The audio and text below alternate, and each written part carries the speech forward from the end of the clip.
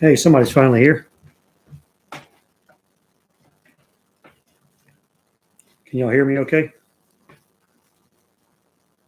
Hey, RPM Garage, how's it going?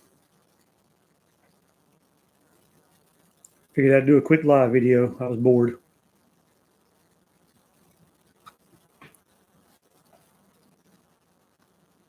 Hey, Brian, how's it going, man? Hope you're doing all right. Hadn't talked to you in a week. Cool. Yeah, I was actually going to go live at 8. I had no plans to go live tonight, but I figured I'd go live. I was bored. I jumped on, and John Wilburn's live with David Vizard right now, and Andy from Unity Motorsports. So I waited an hour, and I figured I'd jump on. I ain't trying to step on anybody, but I was bored and wanted to go live. I hadn't talked to you guys any, so. In Missouri, heading home. Good deal. Good deal. Hope everybody had a good week.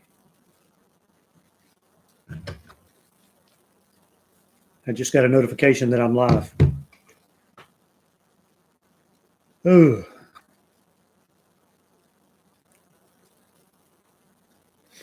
Y'all working on your cars any this week? Anybody get anything done? I've been out of town working some. Had a couple of big projects, so I've been pretty busy, but I've got some more stuff coming out in the next day or two. Great so far. Cool. What are you doing to that one, just a guy?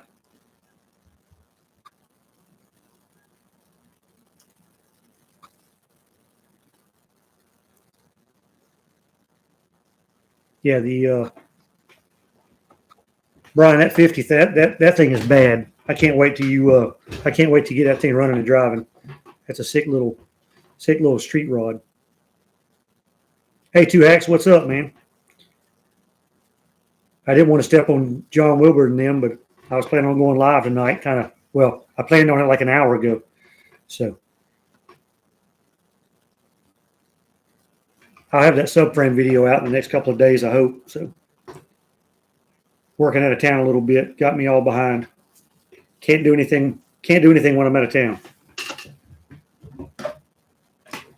Rebuilt transmission, new dashboard, new carburetor, new brakes. Wow, you rebuilt half the car.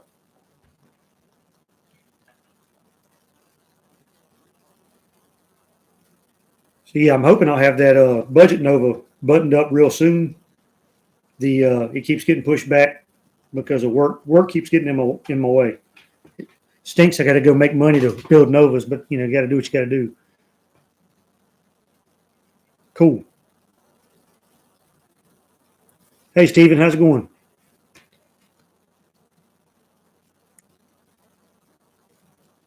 Yeah, 2Hacks, Jeff. I was having some issues with the oil pan, the last motor I built. I had a lot of issues with the oil pan on the stroker fit and everything. Pain in the butt. Hey, Farm Kid, what's going on, dude?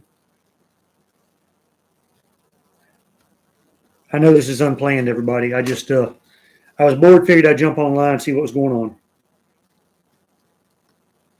Haven't been live in a month or so. Stephen, what part of Georgia are you in? Tell Nova I said hello.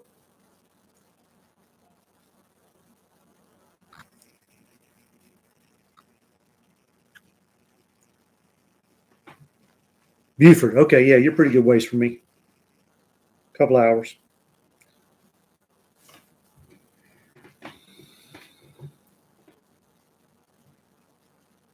Where's your video? I'm working on it, man. I'm really working on that video. Hey, old man, how's it going?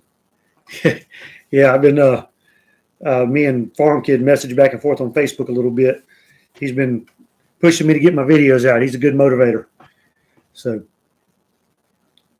by the time I get home at night, and if it's something I need help with, I have no help. Depending on what it is, my wife will help me all I want, but depends on what I'm doing.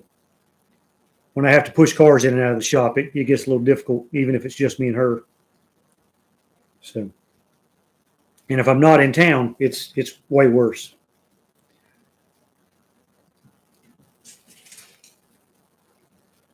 So yeah, I signed up for Rocky Mountain Race Week 2.0, and that one's going to start around Oklahoma City. It's going to start at Noble, Oklahoma, and then that's going to be a pretty good deal. So now I'm going to do 2 drag and drive events this year instead of just one. So I'm going to be broke by September for the No Name Nationals, which is, Jeff, you're going to have to buy me a hot dog or something.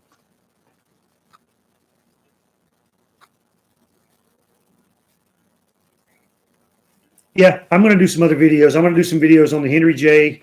There'll be a video on my wife's Camaro. She's got a 78 Camaro she bought new.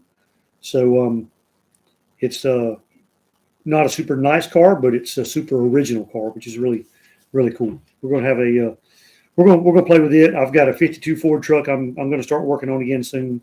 I've got a 53 Ford truck that I'm eventually going to work on, and I've probably going to buy something else because I'm stupid. Like I like buying stuff. Maybe if I stopped buying stuff, I'd have some shop doors, huh? That's right.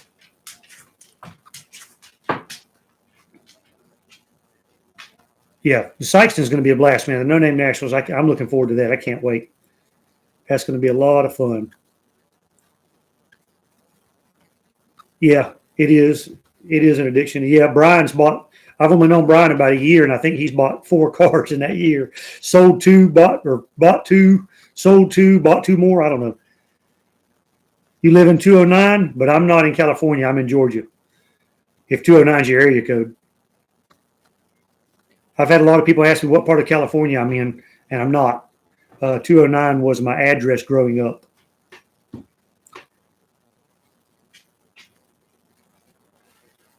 I started to name it Shop73, and that didn't sound as good as Shop209. I started to name it Camellia Customs, which is actually my business name is Camellia Customs. So, but yeah.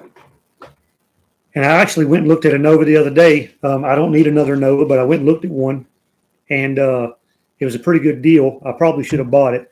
Stockton, California. Okay. I knew 209 was somewhere in California. Phantom 209. That's a cool song, man.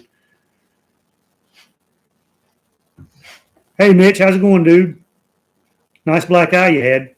Wait, no, sorry. That was Monty. I'm sorry. I'm getting my friends confused. I'm sorry. Mitch, I've got that. I finally taped it up and got a label on the hood latch you needed, so I'll be sending that to you.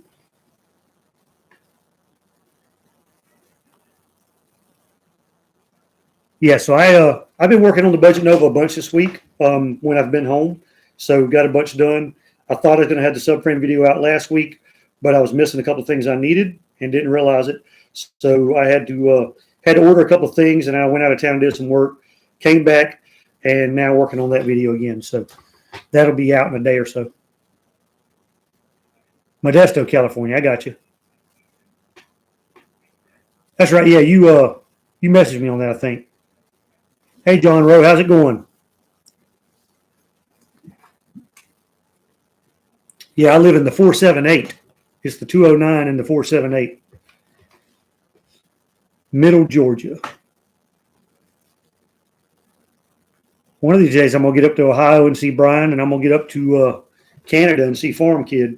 I always wanted to go down the Alcan Highway, drive to Alaska. That'd be pretty cool. And he doesn't live too far from the Alcan Highway. Hey, Lunar. Hey, Brian. How's it going, dude?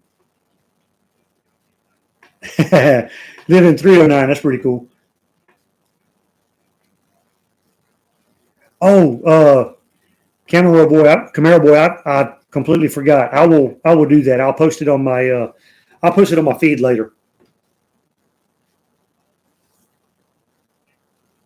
Yeah, because I've got some trim that fits, but it's got a line like a I'm not sure, it's not a flat piece of trim. It's got like a bead in the middle of it, but it is the exact same piece as far as shape and everything and fit as the other one. So I'm not sure if it came off of like a Buick or a Pontiac or an Omega or something like that. It's pretty neat. I've got a set of those, and I don't, like I said, I bought them at a swap meet, and I don't know what they actually went on, but they looked right and they fit. So when I see stuff like that, anytime it's cheap at a swap meet, I try to buy it if it's something that I think I can use somewhere, especially if it fits in my little buggy I carry around. The 909. No, not in the shop. I got home late and didn't feel like going out there and working. I'm tired. Currently building a 72 Nova Pro Street big block turbo 400 narrow 9-inch, about 85% done. Eventually I'm going to build a big block back half Nova. I'd like to anyway.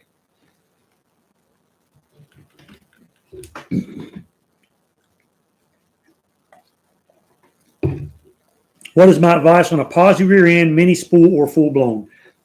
Okay, I'm going to tell you, I ran a mini spool drag racing for a while, bracket racing, in a 10-bolt rear end.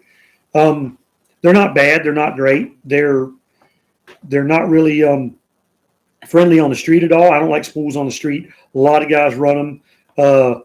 You start turning quarters, or if you run out of gas or break down and have to push it out of the way, a spool or a mini spool sucks because it makes it really, really difficult to push your car, especially if the wheels are turned at all. If you're not going in a perfectly straight line, a spool or a mini spool kind of sucks. I prefer a clutch type posi. Up to a certain power level, they work great. Now, once you exceed that, it's probably a good idea to go to a different type of posi, like a True Track with a gear locker in it. Some type of locker is sorry, I had Mexican, now I'm dying here. Hey, Marseille Guzman, how you doing?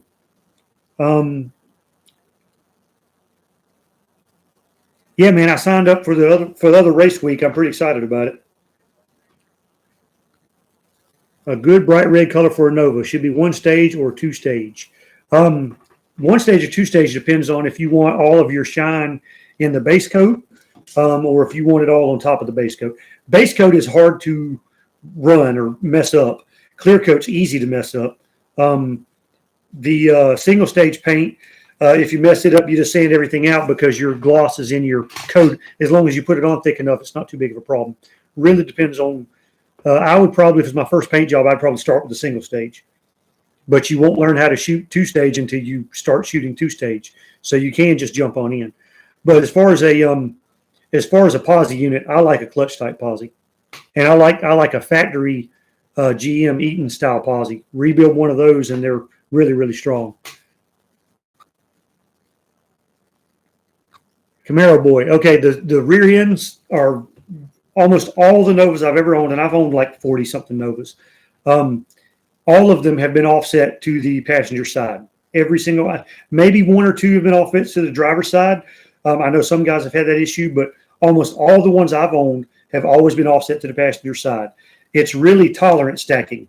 It's all the different layers of panels put together. It almost always ends up, it's probably had something to do with the assembly process, why they're all offset that way. I agree. If Brian said pools push a lot on the street, and if you're driving on the street with a spool and you give it a little bit of gas going around a corner, it's easier to break the tires loose. Hey, Infamous Nova, how's it going, dude? Hope you're doing all right. Bowie Deuce, I appreciate it, man. Thank you. Yeah, 28 spline. Yeah, and they do make an 8.5-inch posi that is 30 spline. So make sure if you buy a used one, you're not accidentally buying a 30 spline. I've done that before. Now, I did have a set of 12-bolt axles that I swapped in there, but I was not using the C-clips. I was putting C-clip eliminators on there. So the C-clips didn't matter because the C-clips are thicker on a 12-bolt. Yeah, single stage can be a real pain. To fit a big tire on it, with a stock wheel well, you can fit bigger than a 275 60-15, but it takes a lot of beating and hammering and trimming. For the most part, the biggest tire you're really going to fit comfortably without a lot of drama on a 70 or 68 to 74 Nova is going to be a 275 60-15. And that's 5-inch back spacing is ideal, but a lot of wheels don't come in 5-inch back spacing.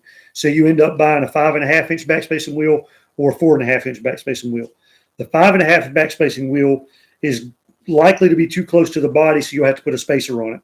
A 4.5-inch is likely to be too close to the wheel ledge, so you'll have to hammer it or roll it or something like that.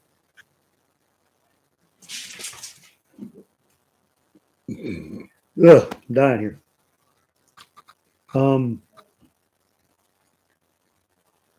342 is about the perfect rear end for the street. If you're going to do a lot of driving, if you're not going to drive it very far ever, 373 is great, but 342 is a really, really good street gear.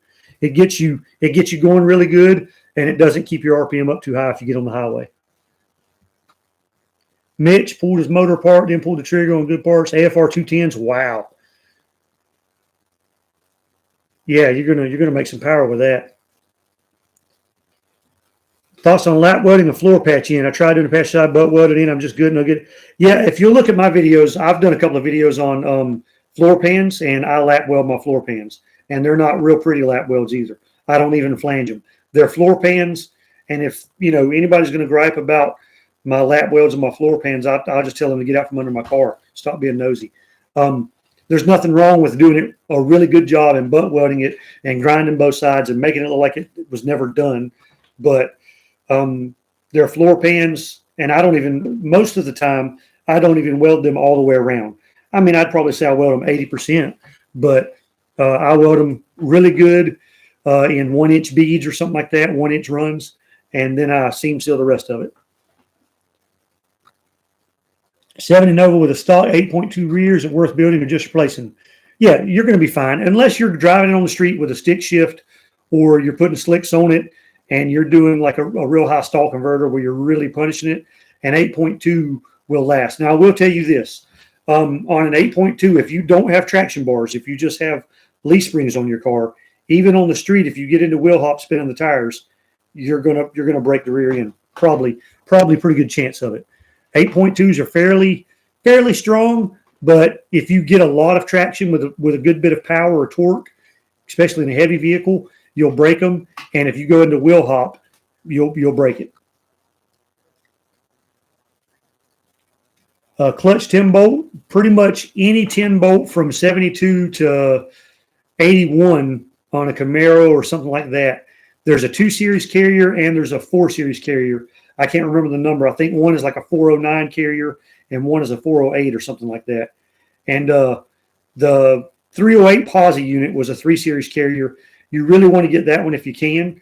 The 2 Series carrier, you can run that with a gear spacer, but you have to run longer ring gear bolts, and you have to really, really, really, make sure that ring gear and the spacer and your carrier are all really flat, or you're going to have problems with that spacer or your ring gear bolts coming loose. It's not pretty.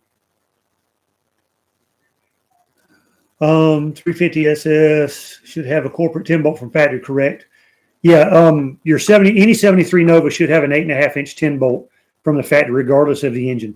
And the easiest way to tell, I've got a video on that, but the easiest way to tell, your 10 bolt is going to have 2 square ears at the bottom of it that are square. They won't have the little cut in the middle of the square. There'll be solid little squares at the bottom of the 10 bolt. It's always to full frame of 74. If you mean subframe connectors, it's always a good idea to do subframe connectors on a Nova. It makes a giant difference. Bolt-in subframe connectors are the ones I prefer, just because you don't have to cut them through the floor pan. Skinny Cecil, on the bottom of what I was talking about is on the bottom of the 10 bolt, there's going to be 2 little square corners sticking off of each side at the bottom. A 29 Model A 2-door now started on 67 Nova. Wanting to put the whole independent front suspension in. But cool. I like all years Novas. Yeah, it takes a lot to be it. Hey, what's going on, Rumple? Luna, are you going to put a cage or a roll bar or something in that? I know you don't really have to, but I was just curious if you were. But yeah, got a lot going on. The subframe for the budget Nova turned out really, really nice. It looks nicer than the one I did for Franken Nova. So, hey, take care, Mitch. Good to talk to you, brother. Appreciate it. Yeah, it's pretty easy. Camaro Boy, once you look at that rear end, it's pretty easy to tell the difference in the 8.5 and the 8.2. Cowtracks are a big difference from the Lakewood traction bars.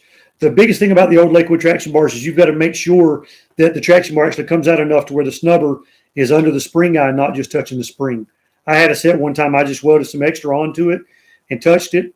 And if I'm going with slapper bars, I prefer the competition engineering traction bars with the J bolts in them. Quick question: got a 10 bolt that was under a car, I've since pulled. How to tell if it's going to handle any power if I need to swap a 9-inch into it? Depends on how much power. So the rear end that is under the housing, at least I've changed all the guts. The housing that is under Franken-Nova right now is an 8.5-inch 10 bolt.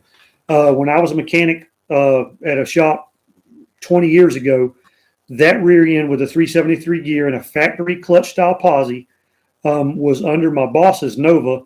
He had a 72 Nova with a 502 big block in it, and he was spraying a 250 shot on it on a regular basis, running like 1020s, 1030s, and never heard it. And, and then I ran it for a couple of years in my car, same gear, same axles, and had Moser axles, C-clip eliminator, stuff like that, and didn't have any problem with it. And I was running low 12s. So you could probably make 650, 750 horsepower, depending on if you're relieving with a trans brake. There's some upgrades you can do to a 10 bolt, an 8.5-inch 10 bolt, to make them a lot stronger. You can get the strange caps to go on there that are stronger than the factory style caps. You can deburr the rear end, clean everything up. Just put good parts in it, and if it's assembled correctly, it'll take a lot of abuse. Weld the axle tubes to the center section. Hey, Mark Blah, man, I still want to build a 4x4 Nova one day. I actually thought about that with that 4-door Nova. Solid body mounts. They vibrate a lot. If you're drag racing, they're great. If you're doing anything other than a strictly drag car, I prefer the poly mounts. But if you're doing like autocross or something like that, or just drag racing, solid body mounts are fine. But make sure you always use a rubber transmission mount unless you like replacing your transmission case.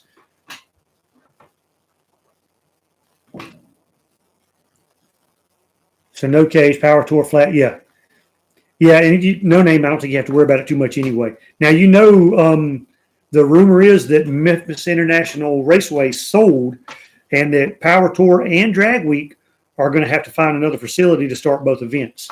So they should be announcing something this week, an alternative to it, because it's sold and it's not like they're going to tear it down.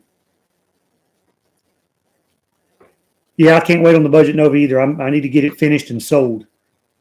500 at the wheels. Yeah, you'll be fine. Hey, Obsessive Garage, how's it going, dude? Y'all, Zach just finished up putting some split monos on his Calvert split monos on his 4-door, and they were not a bolt-on. If you're thinking about doing that, they weren't really a bolt-on. Jeff Grady, let me tell y'all something. Hang on, I'll be right back.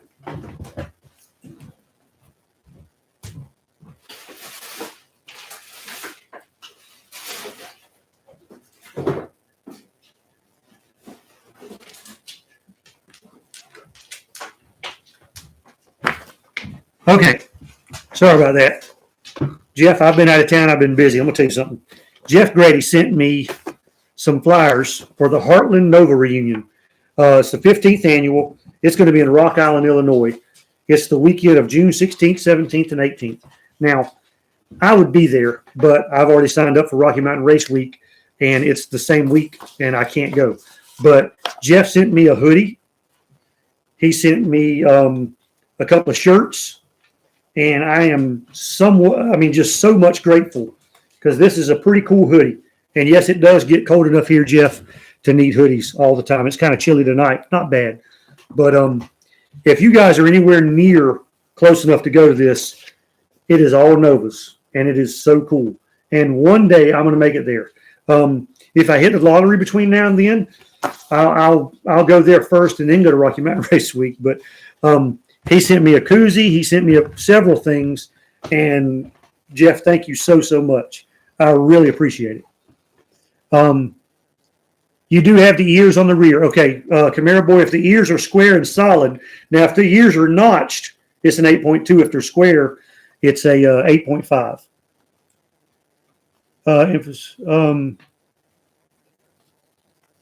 Yep. Let's see. Yeah, for the freeway, right? Um, yeah, night and day difference. Yeah, there you go on the cow tracks. Um, is it 70? Let's see how cool it is right now. It's for Georgia, we get cold easy. All right, let's see. Ah, there we go. It is 61 degrees. So, and it'll be 48 tonight. So, fairly cool here. That's nothing for Canada, but let's see. Awesome. Thank you, Jeff. Like you just said, man, that's pretty cool. Okay, so Two Hacks Garage, Jeff from Two Hacks Garage is just a few hours away. Dude, if you like Novas, that's going to be a pretty good show.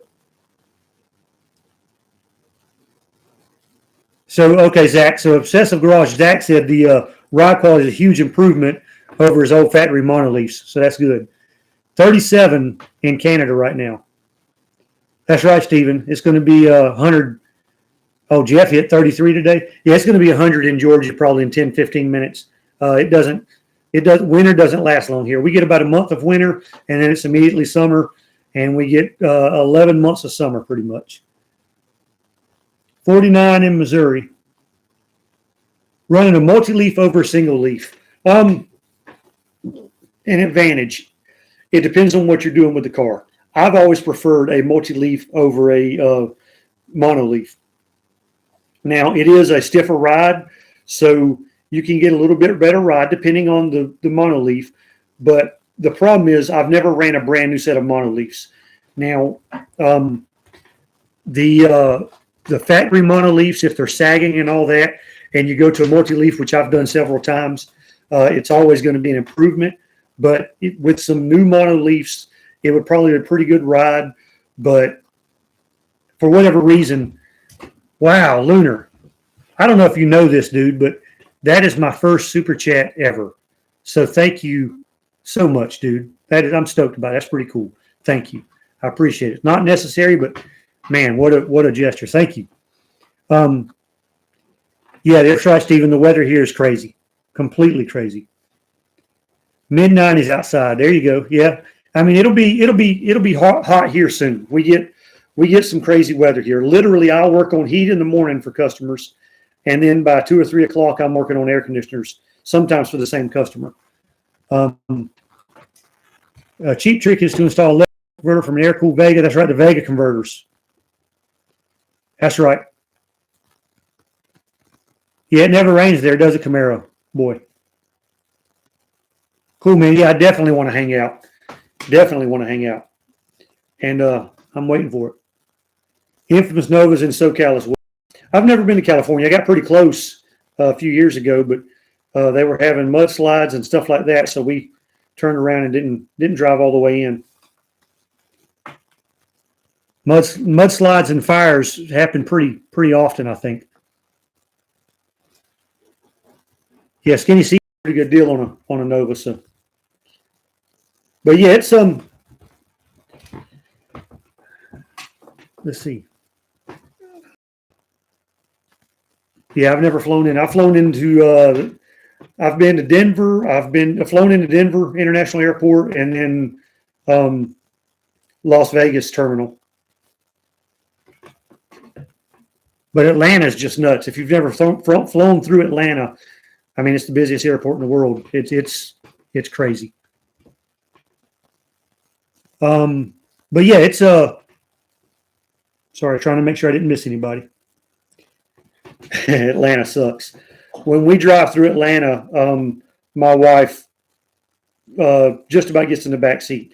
It's pretty much 85 miles an hour all the way through Atlanta, bumper to bumper and 4 wide. It's pretty brutal driving through Atlanta. Texas and Atlanta, the place was nuts. Yeah, exactly. Well, see, I had to take a train at Denver. I got to the airport. The shuttle dropped me off at the airport, and I didn't fly into Denver, but I flew out of Denver. I drove to Wyoming and then flew back, and we had to take a shuttle and a subway or something like crazy.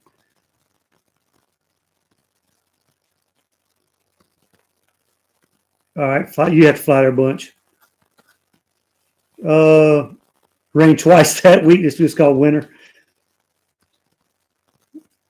Yep. And also, I don't know. I doubt he's watching. Andy's Doghouse is on here. And Andy, I'll get to your question you asked me the other day. I'm going to talk more about that. And also, if Steven is on here, Steve Harris, one of my subscribers called me the other week and told me, he said, I've got a bunch of parts left over from my deal. And just like Mr. Ronnie did when I bought all the stuff for the Budget Nova, and I need to call Mr. Ronnie, check on him. Steve called me up and said, I've got a bunch of stuff left over. I sold my car. Let's oh man, y'all making me feel bad now. Thank you, Skinny Cecil. I sincerely appreciate that.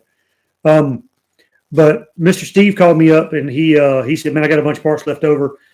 Come get some of this stuff. So I went and got it, and me and my wife went over there, ate some barbecue while we was in Alabama, and Mr. Steve loaded me up with some parts and some good parts. So I'm going to be using quite a few of those in a video. And Mr. Steve, if you see this, thank you very, very much. And it's pretty cool. And then another subscriber reached out to me. He's got some stuff up in North Carolina, I believe. I'm going to go visit him. And we made a deal on some stuff. It'll be pretty cool. He's got some stuff I've been needing to finish another project idea I have. I'm trying to get, since things have been so hard for the last year and a half to get with all the shortages, I'm trying to get a few projects completely funded, through, not the right word, but I'm trying to get a couple of projects where I have everything I need to do the project. We're really close to it so that I can get it done without having to wait on parts and keep stopping. Thanks, Jeff. I appreciate that, man. Thank you so much. Infamous, man, thanks for coming in for a few minutes. But yeah, it's the Nova stuff, dude. I mean, I've got several more cars to build. I've got a 72 that is a very rusty car. I'm not sure which direction I'm going to go with it yet.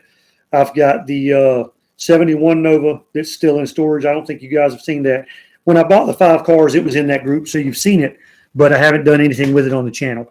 And then I've got the 4-door that I am working on, and that is going to get a 307. Craig is working on his Dart, his 70 Dart. He's got a gear for it. He just picked up. He's already got the converter stuff done. He's working on the paint, and also he did start a channel. His channel, he's going to try to go to the No Name Nationals with me. It's Rat's Nest Garage. So if you see that, he's only got one video up. It's a really short video, but he's working on some other stuff. He's just taking him a little while to get stuff done, but that's no problem. Brian, yeah, you need another Nova, something more complete. That 4-door is going to be a good car. I hate it. It's ugly, but it's going to be a lot of fun. We're going to put the 307 in it, and that's going to be a fun video. Now, I'll post a picture up later. The 4-door, so the 307 that's in there, the valve seats, talk about rusty. Valve seats there's nothing left. There's no way I could have got those to seal. If you go to Skinny Cecil, I think he's on TikTok and he's got a YouTube account. He can tell you which one it is though. But yeah, so the 4-door, there was no way. A lot of guys told me put some oil in the cylinders. I actually had tried that. I'd already had mystery oil in the cylinders for a couple of days. So I knew the oil wasn't the trick. In the video, when I made the first video where I couldn't get that thing to run, I said it was a cylinder problem. It really was a valve problem, not a cylinder problem. Yes, even though I've already done an 8.5 rear end video, I'm going to be building another 8.5 for Franken Nova for Rocky Mountain Race Week. And the reason being is because I've got a 411 gear in there or 410 gear in there. I'm using C-clip eliminators that are ball bearing style. They're the Moser style, and they're not good for street driving. So I've got another set of Moser axles, and I've got a set of strange tapered C-clip eliminators that are going on those axles. And I also want to upgrade to a 1350 pinion yoke. And if I'm going to change the pinion yoke and the axles and C-clip eliminators on that rear end, I'm just going to use one of the other housings I've got and build it because all I need is a gear. Andy's Doghouse. Thank you, man. And listen, Andy, because I forgot you were here. Sorry. All right. On your video, when you cranked up your old truck, it looked like it put out a lot of white smoke. Either, you could have something cracked. It could have frozen because I know there's snow everywhere. If you had a lot of antifreeze in there, then that's probably not a problem. I'm not sure where you're at or what the temperatures get down to. But if that thing was fine until it was sitting for a while, and then all of a sudden you got a lot of white smoke out, it could be a frozen block or a frozen head or cracked head gasket, something like that. But it also could be a vacuum modulator. And sometimes they get moisture in them and it freezes and it lets the transmission fluid get sucked into the engine and it puts out a ton of white smoke. Now, at the same time, you did have that weird whining noise at the beginning of that video. That was kind of weird. I'm not sure if that was something with the transmission or not, but definitely something to look into. I would unplug the vacuum from your modulator and crank it up and run it and see if the smoke stops, and that'll be it. So if you've got smoke coming out, if it's black smoke, it's fuel. If it's blue smoke, it's oil, and if it's white smoke, it's usually water. It could be transmission fluid because I've seen transmission fluid look awfully like steam, but for whatever reason, transmission fluid isn't blue like the oil smoke is. Lining up your 2023 no-name NASCAR. Got to get us, yeah. 70 dark swinger sleeper build. Cool. Okay, good, Andy. Yeah, seems like you figured it out. Yeah, and I'm still going to have the small block at No Name Nationals in October. Now, it might be a different camshaft or something because you've got me by about, 150 cubic inches or so. So I might make a few changes, but it'll be a 350 block, small block or something like that. Now, if it doesn't survive, now I plan on running that engine unless something happens between now and then to that engine because I've got 2 race weeks to do. So if something happens, it'll still be a small block and all motor. So it'll still be a really good race. Hot Rods and 4x4s. Hey, John, how's it going? Country Boy Gas Garage, how's it doing?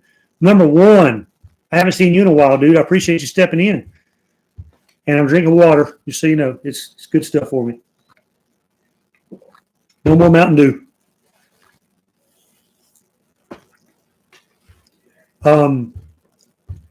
Country Boy Gas Garage, man. How are you going to be able to get that bus, man? If you guys haven't, go check out Country Boy Gas Garage thing. He's in Oregon, I think, and there's a few channels on here you need to check out. Let me go ahead and do that real quick. Two Hacks Garage, Country Boy Gas Garage, Lunar Outlaw Garage, Hot Rods and 4x4s. A lot of these channels, and I'm missing a bunch of them. Seth's Garage, he's doing a little bit of stuff. A lot of those channels you need to check out. I'm actually going to race Two Hacks Garage at the No Name Nationals. He's got a 521 big block Ford he's building if he can ever get an oil pan on it. And I'm going to go spank his ass with Franken-Nova, I hope. But it's a big block Ford. He's heavier than me. I'm lighter than him. I've got less cubic inches. He's got more. It's a motor-to-motor thing. Both of them are fairly budget builds. So it ought to be a really good race. So looking forward to that. But yeah, Country Boys Gas Garage has got a 48 model Ford, I think, school bus, church bus that has a Y block transplanted into it. He found it in the woods, and he chased a couple of Sasquatch away from it, got it running, and drove it out of the woods. And then his channel got deleted, and he got it back. So he's a miracle worker, pretty much. It's pretty neat. And yeah, it is very tough to quit. Now I'm still drinking sweet tea a little bit, so I've got still getting my sugar kick. And every once in a while, I'll have a little bit of Mountain Dew in the morning, but it's so difficult. I've never smoked. I can't imagine trying to quit smoking if it's any worse than Mountain Dew because, dude, thank you, Zach, Obsessive Garage. I really appreciate that, man. But yeah, man, I can't. You guys are just awesome. Yeah, to have it transported, man, if you need to. But when you get there, if you drive it or if you transport it, I want to go for a ride in it. I want to sit there and ride in that thing because that is a cool ride. Country Boys will survive. That's right. Yeah, man. Lunar started something. I appreciate that, guys. It really goes a long way. But yeah, it's I'm looking forward to No Name Nationals. I'm nervous about Rocky Mountain Race Week because I've never done a drag and drive event, and I'm really more excited about No Name Nationals in a lot of ways than I am the Rocky Mountain Race Week. So now Rocky Mountain Race Week is going to be a very tough challenge. My wife's going to be my co-pilot, and she will help me all she can, and she's a heck of a trooper. So I'm not too worried about having to do most of the wrenching by myself if I need to. But that's going to be rough on the car. So we're pretty much untested. I still haven't really driven it more than a mile. And I finally did get insurance on it this week. I haven't went and got a tag for it yet, but hopefully by the next, if I don't go to Charlotte Auto Fair next weekend, I'm going to try to take Frankenova to the track. Skinny Cecil, cutting out Mountain Dew, cutting out sodas. Now, I'll still have a root beer occasionally, but it has no caffeine in it. Excuse me. God. It has no caffeine in it, and it has way less sugar than Mountain Dew. But I've been drinking Mountain Dew, a lot of it, for a lot of years. I'd be a lot healthier if it wasn't for that. Yeah, you guys check out Andy's doghouse. He's got an old truck he's working on. Hey, Juan, how you doing, sir? Yes, sir, my wife will be with me. We do fairly well on our road trips together, so. That's right. More money to spend on Nova parts. For tires, okay, so I'm running a Mickey Thompson Pro Bracket Radial Slick for the tires of Rocky Mountain Race Week. I'm going to have, I'm going to build a trailer, and I'm going to do a video on that, even though it's not Nova related. I'm going to build a small enclosed trailer to pull behind my Nova, and I'm going to put a trailer hitch on it. But I'm going to be running just regular old Mickey Thompson Sportsman street tires between tracks, and then once I get to the track, I'll put the slicks on it. So yeah, I'll have 2 sets of tires. Lunar, I know my call out around that same group didn't go very well. So it kind of, I was disappointed, but it's okay. So 2 hacks called me out. I've got a race. That's fine. And when I get there, if somebody else wants to race, I'm up for it. But I'm going to race 2 hacks before I race anybody else in case I scatter it all over the track. We get our race done. Yeah, Brian, caffeine headaches are terrible. Yeah, Mountain Dew will put you in a grave.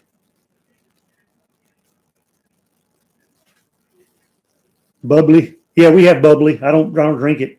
Buble.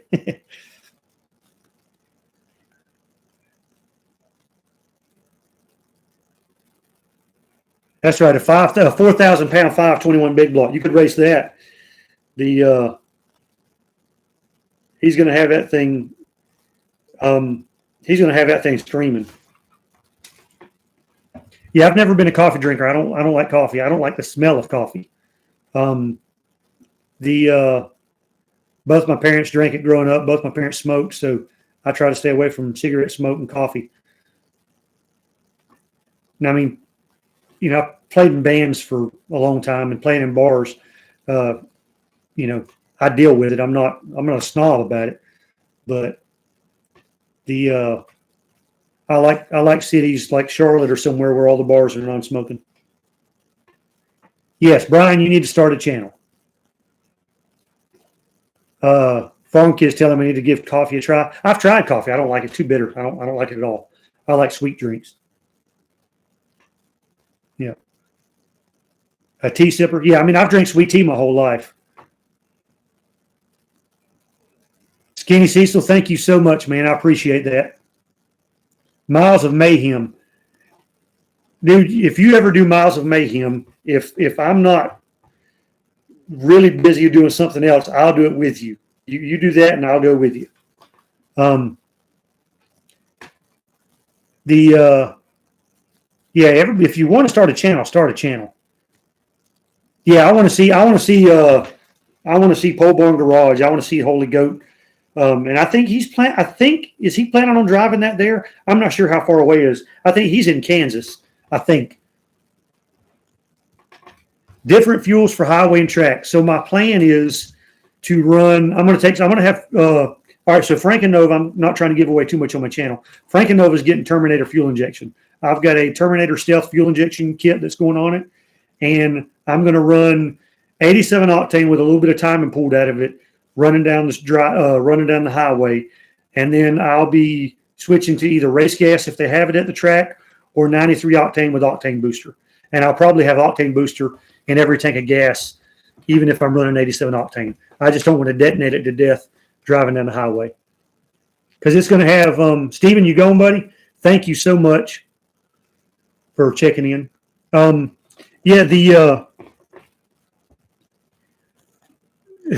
no more shirtless Andy videos. But yeah, so I'm going to have almost 11-to-1 compression. So it's depending on what I'm making a couple of changes to the engine for Rocky Mountain Race Week, and it's going to be borderline pump gas engine. Okay, he hasn't decided if he's going to drive it yet. I got you. Russ Ford just started my channel. Shop209 is what made me want to start one finally. Wow, dude. Well, thank you. It's and for you guys, I know a lot of you guys were in on the discussion the other night.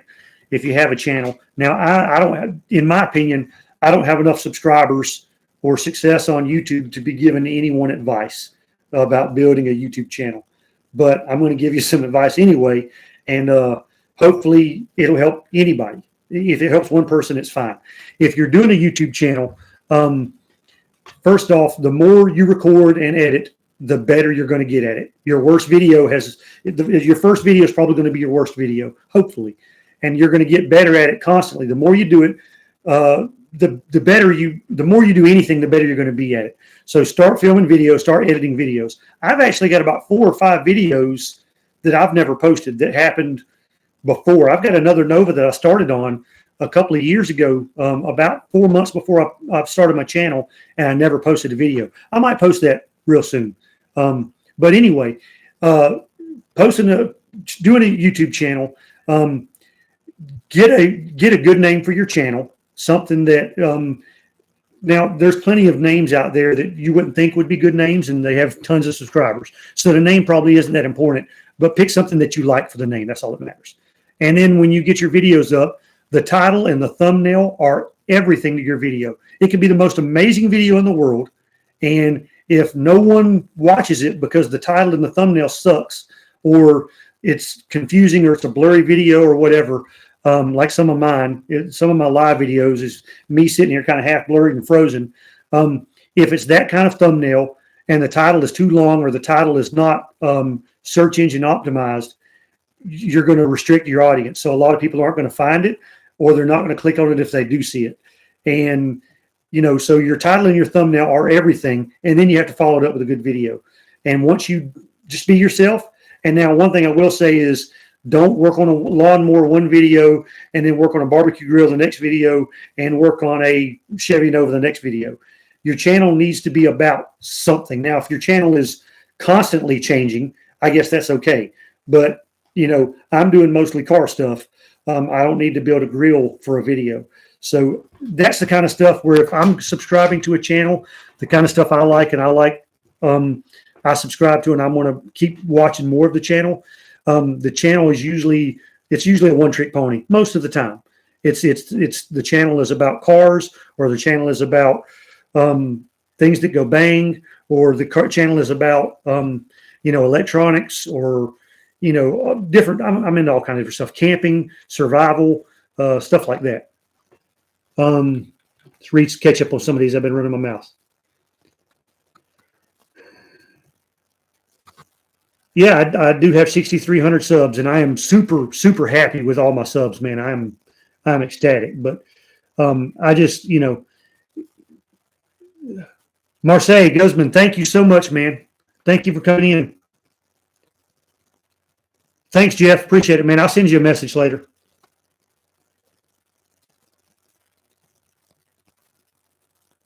Okay, Lunar, what are you saying? The only thing I can say, I have no real standing to say anything either, but make content you want to consume.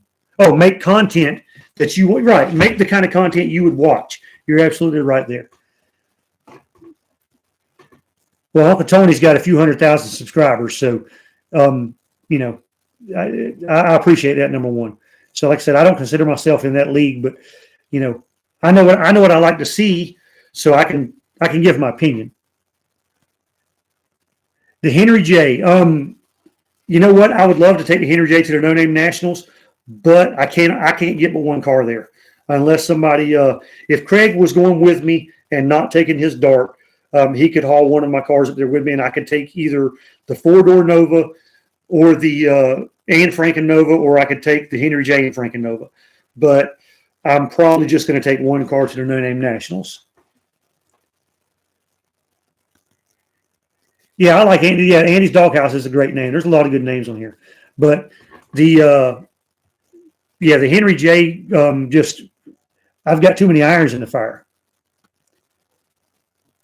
The Alva, the 3-foot tall tunnel ram. Yes. Yeah, I like watching those bushcraft videos. Man, they watch. There's a lot. Some of that stealth camping bushcraft videos. A lot of that underground dugout places. That's pretty neat stuff.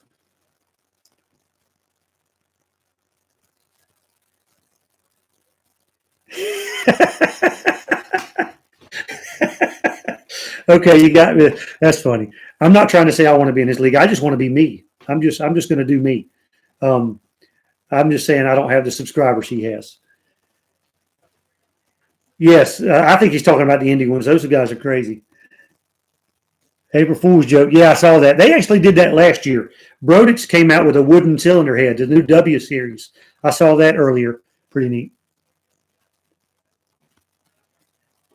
Hey, it doesn't have to sound like a gearhead channel. There's plenty of channels that are not gearhead sounding names that are gearhead channels. So, like I said, as long as you're happy with it. For a while, I was really conflicted on Shop209. I was going to name it Camellia Customs, and then I came up with Shop209, and I liked it for a little while. I named the channel that, and I never changed it. Now, I do want to do a new logo for my channel. I do want to do a new logo, so I'll do something like that, and probably something. Hey, Shopcat, how's it going? But yeah, so I want to do a new logo for Shop209, and I like the original logo that you see on my channel. I was kind of thinking of one thing I've always liked is the old style dirt track car and NASCAR numbers. That's kind of the font I used on there, and the bright color stuff like that. I always thought that was kind of cool. Me and my dad used to go to a lot of dirt track races and watch. So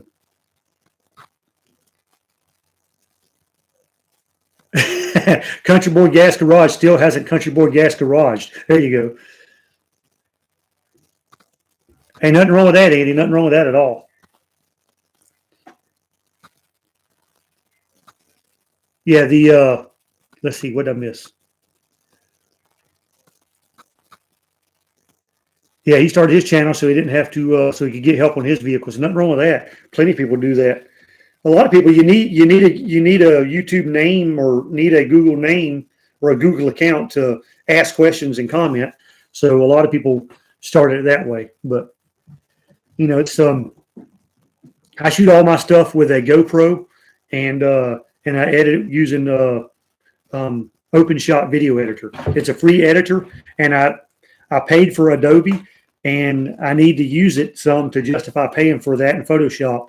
But the other OpenShot is so easy to use. Now, there's probably a lot of things it won't do that the other stuff will, but I keep using it because it's easy, and once I learn how to use something, I don't want to change. Sponsoring a dirt car this year. Him and I are going to have a burnout competition. Kenny Tremontsky and Montgomery. Cool. Yeah. One day I'd like to try to enter the Freedom. I'd like to enter the burnout contest down there at Cletus's thing at the Freedom Factory. That'd be pretty cool. I think you have to enter, and then they select the people who they want in. So maybe I'll get in one day. I've never tried to get into it, so I tried to audition for Jeopardy once and didn't get that, so I figured I wouldn't audition for anything else. That's a pretty good. That's a pretty good idea. Number one, shop script logo like a neon sign. And there was a, I thought about you the other day because there's a Oldsmobile Omega close by here that was a complete car, pretty nice paint. Interior was a little bit ratty for like $7,500. I think it had a big block Chevy in it or something like that. Pretty good deal. I know we've talked about those BOP cars a little bit. You keep sending me ads for them. Yeah, the tech savvy thing, once you, honestly, it's really like anything else. Once you learn just enough on there to do it, it gets easier. So, yeah, I love Jeopardy. I'm a Jeopardy answer waiting for a question. I have a lot of completely useless knowledge stuck in my head. KineMaster, I haven't used that one, but I've done some editing and video with my iPhone. I've got an iPhone 12, I think. But I'm not good at editing on a phone at all. Yeah, I used this. I had something, I can't remember what it was. I had some program on my iPhone that I was using to edit with, and it wasn't very good. Or maybe I wasn't very good, and that's the problem. Okay, so 2Hacks uses his iPhone and edits on Splice. Number one, BRP cars, same, a little greater suspension interior materials, but still light. That's right. And, you know, a lot of your BOP cars, X bodies, were much nicer interior. I know the Pontiacs and the Buicks were. They had a lot of extra stuff on them. I had a 70. I've still got part of the seat somewhere. I had a 74 Ventura that I bought that it was a derelict car because I bought it so long ago that it still had a title, but it was considered a derelict car. It could not be titled, so it was in the system in Georgia. So it wasn't a bad body. It was a complete car, and it was in a guy's yard. I paid $400 for it. Disc brake subframe. It had a Pontiac 350 in it. Turbo 350 transmission, 8.5-inch 10 bolt. And the interior had like a power seat, power bench seat and stuff. It's kind of crazy. I didn't never know they had those. And I saw that one. It's pretty neat. Okay, so Shopcat uses InShot on an iPhone tablet. There you go. Yeah, but a lot of your BOP cars had a lot nicer interior accoutrements. Yeah, you know, and I've got the plastic seat, like the Jazz plastic buckets in Frankenova. And since me and my wife are going to have to drive that thing like 1,000 miles, I really need to find some different seats for it. And something that is compatible with a 5-point harness and roll bar. You'd like to build a real Frankenstein out of a Nova, some BOPs, and F-body parts. Yeah, I had an idea. On building I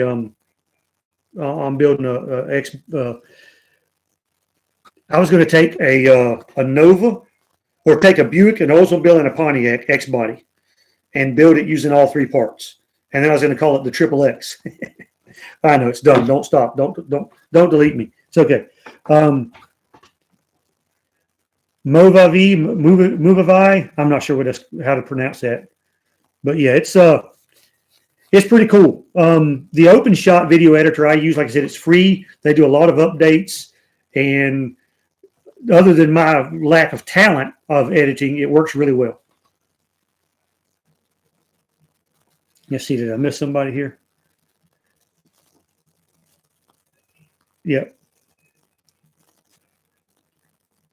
That was pretty cool. Yeah, the 73 to 77. A friend of mine growing up had a 73 Chevelle Super Sport, and it had the swivel buckets in it. Those things are really cool. They're pretty expensive if you can find them. I'd like to have a 73 Chevelle. That's like a 1-year body style. I don't want the Laguna either. I want the regular front end. And the round tail lights. And then the next year, I think they went to a little bit different front end and rear end. But a sleeper moonshine runner, yeah. 68 GTO is pretty slick. Next to our friend 72 Chevelle, you can tell the Pontiac is more luxury. I agree. And, you know, as far as the ultimate X body to me to own, other than Novas, because that's my deal. But other than the Novas, I would love to have a 74 Pontiac GTO X body. the Ventura GTO. Those things are pretty cool. I've seen a few of them for sale in my price range, but by the time they're in my price range, there's not a lot left of them. So pretty much if it's real shiny and runs really good and drives really good and it doesn't smell funny, it's out of my price range. Yeah.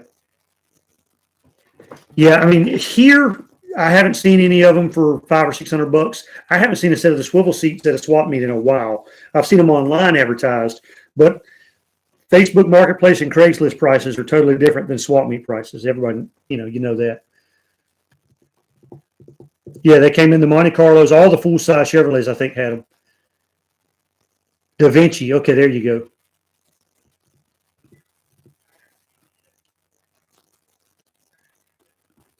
Yeah, it's difficult to find, but and honestly, some of that stuff is just hard to find it in stock. If I find I can't afford a Corbeau seat. Corbeau, I don't know if I'm saying that right. I can't afford one of those. Those are like $600 or $700 a piece, and I'm not sure if they're in stock. And then the Kirky seats, they make a padded seat that's good.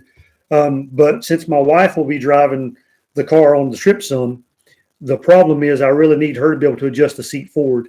So I need adjustable sliders. And they make some universal sliders. I've got to get all that worked out. And I've got about 80 days. So I really need to be working on that car. Yeah, I agree. Country Boy, I haven't watched all of, and I'm way behind on my videos. So a lot of you guys have commented on my stuff. And JB's Little Shop, he's doing some cool stuff. Old Man in the Shop, Lunar Outlaws Garage, Two Hacks. A lot of those guys, I have not caught up on all your videos. So seems like I either have time to make YouTube videos or watch YouTube videos. Now, sometimes I will listen while I'm driving. I won't watch videos too often while I'm driving. But if I'm working out of town like I was last week and driving a couple hours at a time, I'll at least listen to a video if it's something I can listen to. And I just imagine what you're doing. So a 54 Dodge Fargo half-ton with a small block Chevrolet, turbo 400, and the rear is out of a 92 Jimmy. Wow, that's a franking car for sure. Pontiacs were upgraded in the U.S. and Chevy was the cheapest car. In Canada, the Pontiacs were the cheapest car and usually were Chevys and Pontiac grills. That's right, because they had like the Acadian and the Beaumont and stuff like that in Canada, I think. Yeah, I think I did watch where he patched his floor pan. I can't remember. NSB Custom Cars. Hey, man. The paid better runs a lot better. I have to check that out. Yeah, and there's a lot of guys doing stuff with Novas that are doing a better job than I am. I like what I'm doing, but I've watched some other stuff, and I'm jealous that they're either editing better or the job that they're taking a lot more time on stuff like that.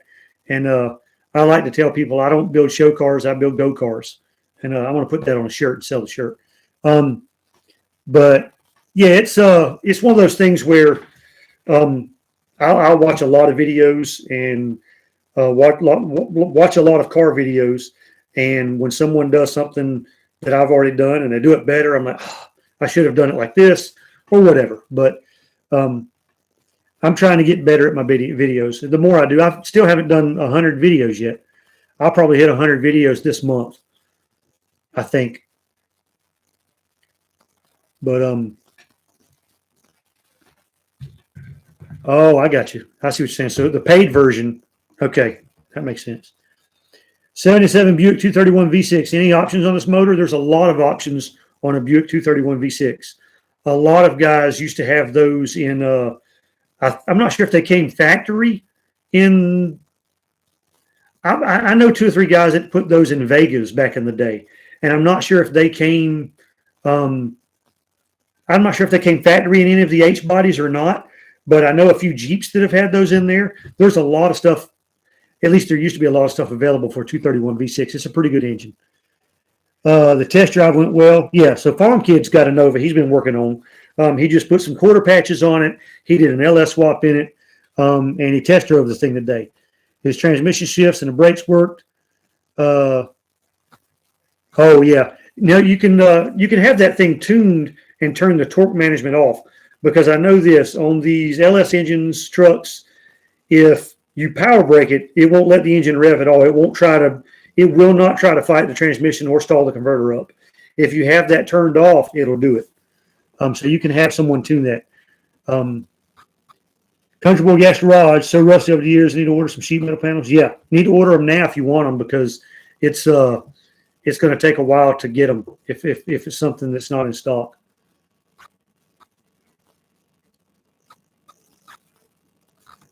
Alva used to do a pro skate deck. Did I miss something?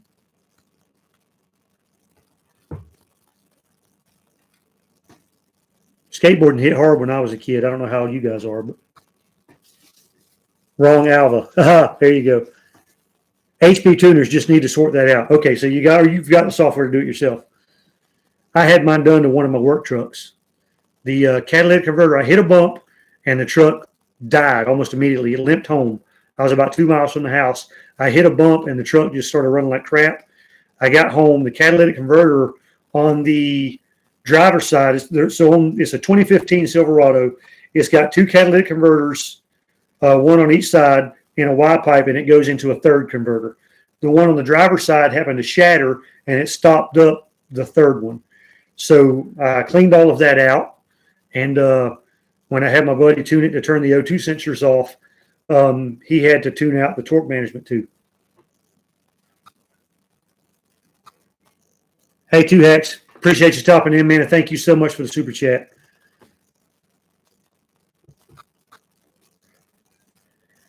All right, you guys are, and if NSB, if I'm not subscribed to you, I'll go back through here and do that. 1,500 RPM, it starts pulling timing, yeah. And if it's yeah, it seemed like it drove real good in your video you sent to me.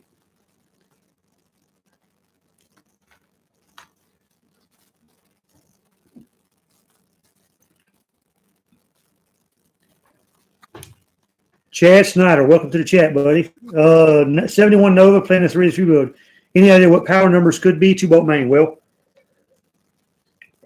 it really depends on how much horsepower or money you throw at it. If you use some stock production heads and a regular street cam, something in the 218 to 222 range at 50, you won't have any trouble at all having over 300 horsepower with headers in a 4-barrel. It's pretty hard not to get 300 horsepower from a 383, but without knowing what heads you're going to have and camshaft and compression, who knows? Run over Bigfoot. I'm going to have to check that out. Country Boy Gas Garage, thank you so much, dude. Yeah, and LS is a good option. I will be doing an LS swap one day. I've got a lot planned and a lot to do, but there's only one me, so it gets yeah, the LS motors make a lot of power stock. With a cam swap, they make a ton of power. No doubt. And, you know, the thing is, the 307 Chevy, the 305 Chevy, the 283 too, they all have really small bores. And to make power with them, you've got to spin the piss out of them. And you really need a really, really, really good flowing head. But most of the time, by the time you get a really good flowing head on those, you have 202 intake valves and they don't fit the chambers. And if they do actually fit, the problem is you have shrouding from the cylinder. Well, the LS motors, you know, they have a small chamber also, a small bore like those, you know, first-gen motors did. But they have really good cylinder heads with valves that clear. So that's why the smaller bore LS motors make so much power compared to a 305 or a 307 or 283.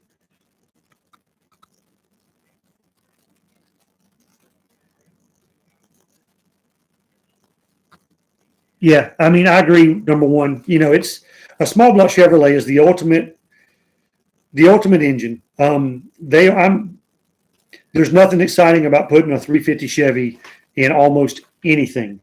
Now, another year or two of LS swaps, and the new thing will be putting a small block Chevrolet Gen 1 in there instead of an LS. That'll be the new thing. But at the same time, there's nothing exciting about putting a 350 Chevrolet in anything other than a go-kart. So I like Pontiacs a lot. I will build another Pontiac one day. I like Fords. I like all cars really. I'm a Chevy guy, but I like them all. But I like interesting motors. Now Craig has a '62 Rambler, I think, and he has got a Buick all aluminum. I think it's a 235. I can't remember. That he might build that one day, and that's a pretty interesting little combo he's going to try.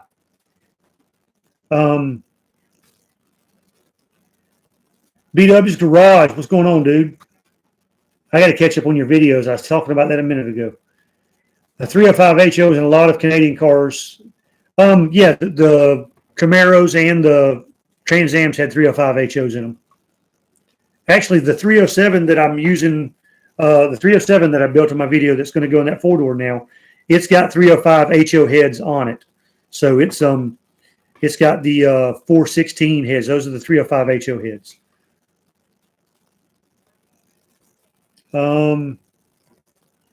Yes, John Lingenfelter. And look, I suggest the David Vizard book, How to Build Horsepower in Your Small Block Chevrolet. Everything you ever needed to know about building a small block Chevrolet. And he's got multiple books on multiple engines. But if you want to build a small block Chevrolet, that's the book to learn from. There's plenty of people like Lingenfelter and stuff out there. And it's pretty cool. But David Vizard's the man.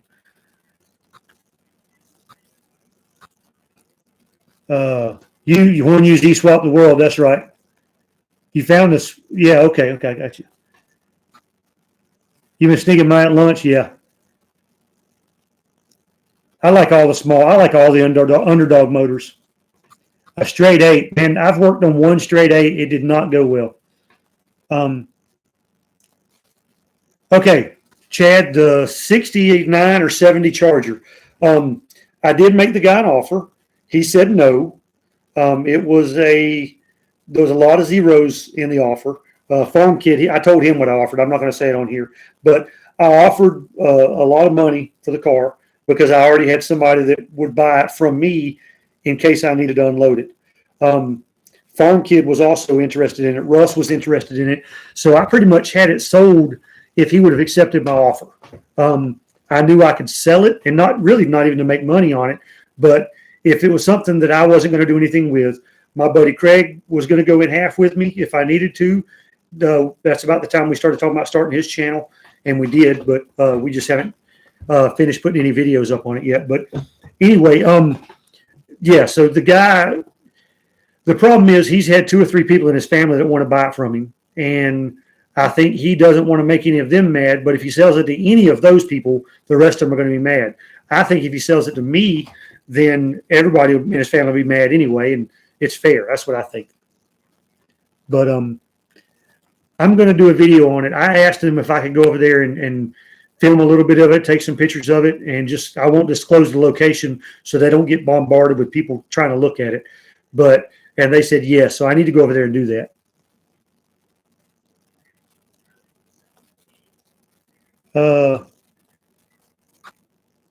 Yeah, I agree. Fitz's fabrication, he does a lot of cool stuff with metal fab.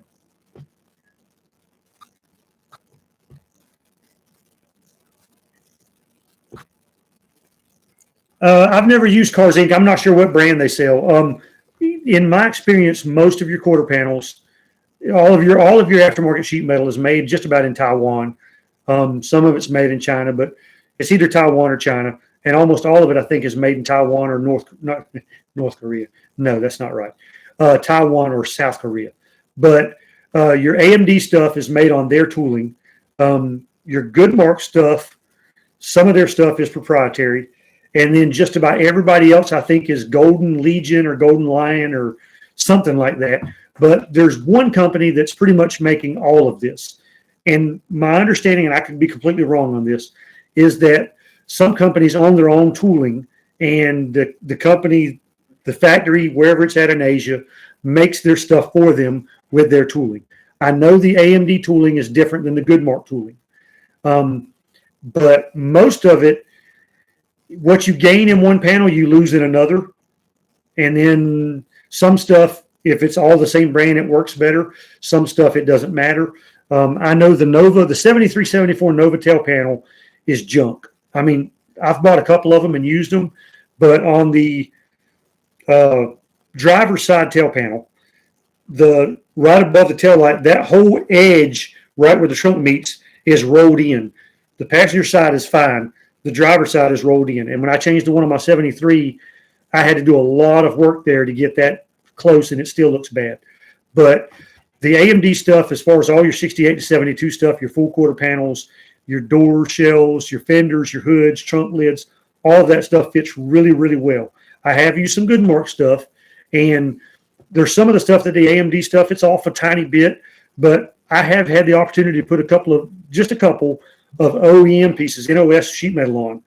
And the NOS sheet metal. So here's I'm going to go on a tangent here. I'll get back to the comments in a second.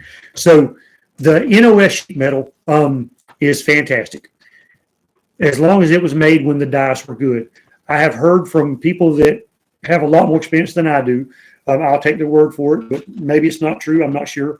I've heard that the later model NOS stuff that was stamped was not as accurate. The line's not as crisp, and some of the fitting is not as well on the later model NOS stuff. And the reason is because the dies were wearing out. You know, the dies don't last. The tooling doesn't last forever. Now, also,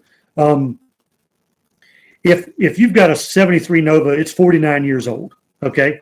And if it's 68 to 72, it's in the 50s. Well, that car has been rode hard, put up wet. It's probably got some rust. If it's not sagging or whatever or twisted a little bit, it's amazing. And if you take even an NOS panel or something made overseas and you put it on the car and it doesn't fit well, it's not necessarily because the panel's crap. Now, don't get me wrong, there's some junk reproduction panels out there. Believe me, I've dealt with it. But at the same time, you know, how bad is your car to start with? And it's kind of like the thing where you see a lot of guys, and I'm not faulting them for it. I won't do it. But a lot of guys go in and completely brace up a car before they take the quarter panels and stuff off. And in my opinion, unless you put the car on a chassis jig and made sure it was perfectly straight and in all your datum lines and all that stuff, your measuring points were correct to start with before you braced it, you might have braced it twisted. And now you cut it all apart, and now you've got a twisted car that's all braced up, and you're trying to get quarter panels to fit, and they won't fit. Now, I do have a frame machine. It's not at my shop. It's in storage, and I am going to bring that to the shop at some point, and I'm going to build a jig for a 68 74 Nova, and I'm going to do some cool stuff with that. And I'll build one, and I'm going to try to build a really, really, really nice car. But I'll do that on a frame jig, and it'll take a long time. It'll be a very drawn-out video, so I'm not sure when I'll get to that, but eventually that'll happen. Hey, Alva, thank you for being here, buddy. But, yeah, Golden Star. Thank you, Brian. That is the brand. But, so, you know, if you're the foreign-made panels, some of them are junk, some of them are really good, and some of them are in between, and some of them are good enough. But even though some of them are junk, I'm still glad we have them, because that takes some of these cars that are being parted out and not worth fixing. Hey, big girl, come here. That takes some of these cars that are being parted out and not worth fixing. Can y'all hear me okay? My wife said my voice is cutting out some. But maybe it's her phone or something. I'm not sure. But anyway, I'm just glad we have the reproduction panels, because a lot of these cars that were getting cut up, or they were non-restorable, stuff like that. Okay, no problems over here. But a lot of these cars weren't savable 20 years ago, 10 years ago even. 10 or 15 years ago. Miss Violent, how you doing? I guess it's Miss Violent 36, yeah. So a lot of those cars that weren't savable before, they're savable now, because we have reproduction parts. So yeah, it's nice to have American-made parts. I would prefer to have all American-made parts, but the truth of it is, if it weren't for the foreign parts, there'd be hundreds, if not thousands, of these Novas that would be getting cut up, and I don't like that. All right, who did I miss? Yes, you just sent my, yeah, that was, I'm way behind. Sorry, guys. Give me just a second to catch up.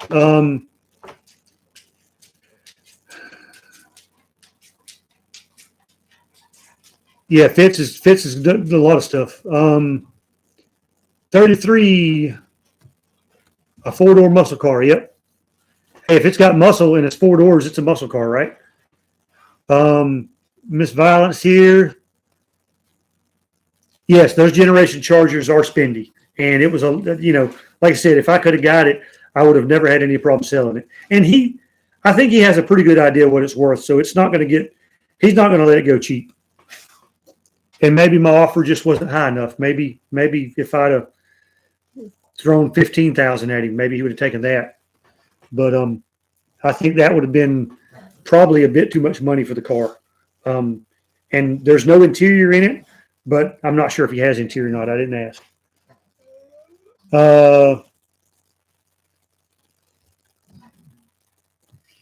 Yeah, his butt weld technique is great. Chad Snyder ordered AMD front bumper, and it was from Taiwan. Not as good as OEM, but it will work. Right. I agree. And let's see. Yes, that was the Acadian you sent me. Sorry, I'm still catching up. Yeah, a lot of American cars are built with Canadian parts. Sound is good. Thank you. Huh. Yeah, that's my big dog. That's Dash. My dogs are named after car parts. I got one named Bumper and one named Dash. And I got a cat named Nova that's jumping on the table. Let's see here. Let's see. What we got? What we got? Any more questions? Man, you got that right for them, kid. They really need to make a reproduction hatch. I know I think someone, and I think there might be in Canada, is making a bolt-on 7374 fiberglass hatch. I'm not sure of the quality or the availability, but I know that's either happening or has already happened. And look, guys, I know a lot of you got 7374 Novas. On Facebook, if you go over to the 7374 Nova group, that's a great group. They've got a group just for hatchbacks. They've got a group for the BOP cars, and then they've got the regular 7374 Chevy Nova group. Brian, hey, yeah, message me tomorrow, text me or something. And be careful, man, if you're not home already. Hey, Zach, have a good night. Thanks, man. You and your wife enjoy. Evil Goat Javier Mira. How you doing, Javier? You know, I was talking about getting a new logo design done. Javier is the one that did the Franken Nova for my shirt that I have. And I need to get him to do a logo. I need to get him to redesign my logo for me. Hope you're doing well, Javier.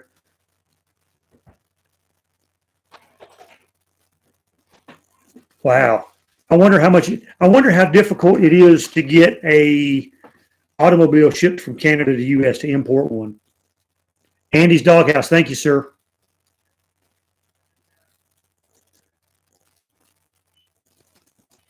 Ah, yeah, I got you. 2 cats, 2 dogs, Gremlin, Yinko, Duster, and Scout. Yeah, I've got 2 dogs and 2 cats. Bumper and Dash.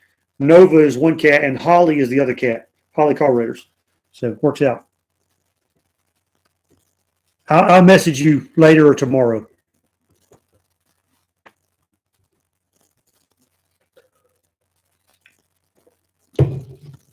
How long we've been on here? An hour and a half. Wow. Time flies when you're having a good time. Probably going to knock this out here in the next 5 minutes. Anybody got any more questions? I got to go turn the lights off in the shop and get up early to get some stuff done for this video.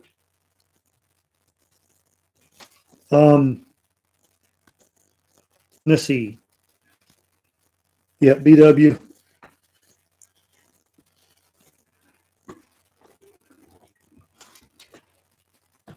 You drive it down for gas money. There you go. No problem, Andy. I appreciate that, man. I'll help you anytime I can, any way I can. I don't mind.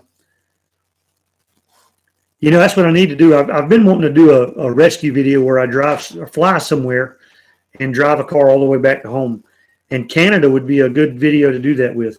I just don't know what it's I don't know I have no idea what the process is to get a car across the border permanently. I think you can drive one across fairly easy, but I'm not sure how you get the registration changed. Best place to get parts for 74 Nova online.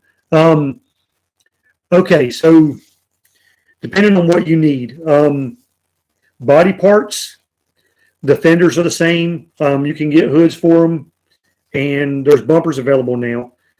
Patch panels and stuff like that, the tail light panel, a lot of that stuff. Honestly, I order a lot of my stuff from Summit Racing. They're an AMD dealer, and a lot of times they have it cheaper than you can actually buy it from AMD. And it's in stock because they buy so much of it. They sell Goodmark, they sell AMD, they sell Sherman Industries, they sell several of those guys that sell the stuff. So I order a lot of stuff from Summit Racing. The price is usually good.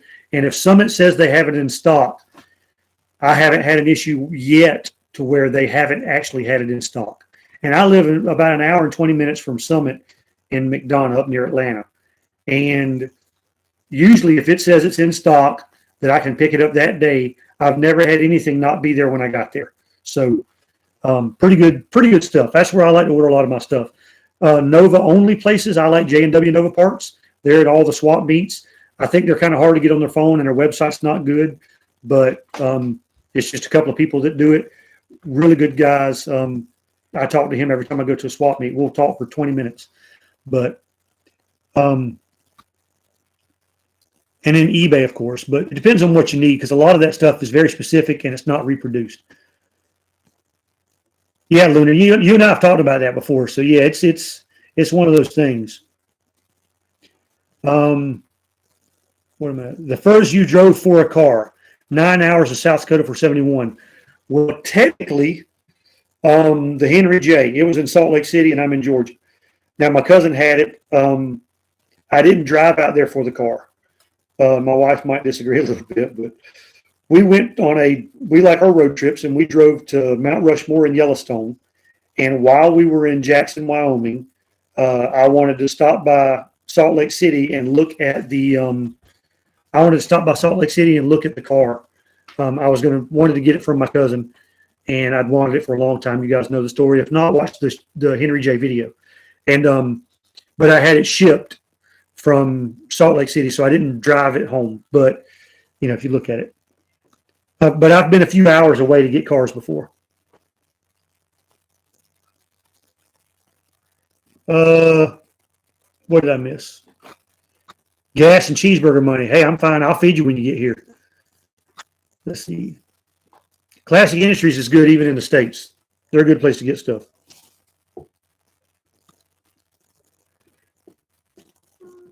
It's a straight six with a 2-speed power glide. That would be great, man. I'd love that. I really need to work on something like that with somebody.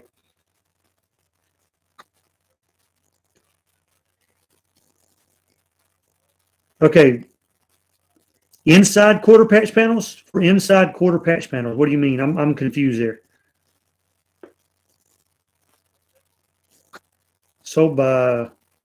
Okay, I'm confused. Oh, jegs. Okay. I'm not sure what part you're talking about there. Inside quarter patch panels. But yeah, that would be great. I'd come up there and do some video. I've never left the country before, so I'd have to get a passport. I mean, I've been on a cruise and been to the Bahamas, but that's not the same. But yeah, I've got a few ideas for road trips. Eventually, I'm going to do one. I've got an idea for an all Nova road trip event that I might try to make happen one day. I don't know.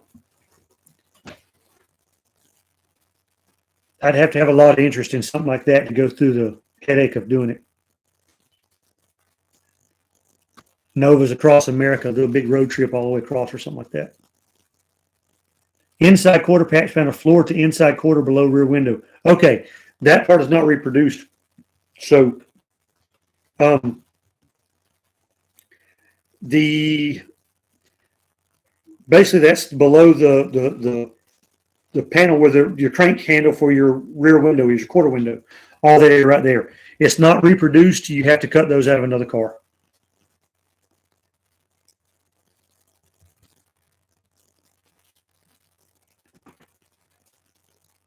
I've got a couple I cut out of a car, but I've got to save those now. All Nova roaded to Nova Scotia. That'd be pretty cool, huh?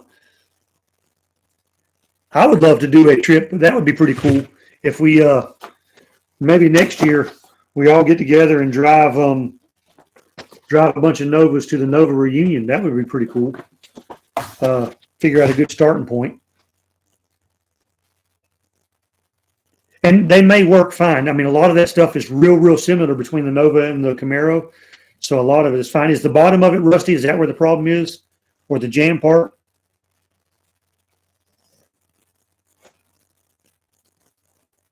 Only if we could have donairs. I'm lost.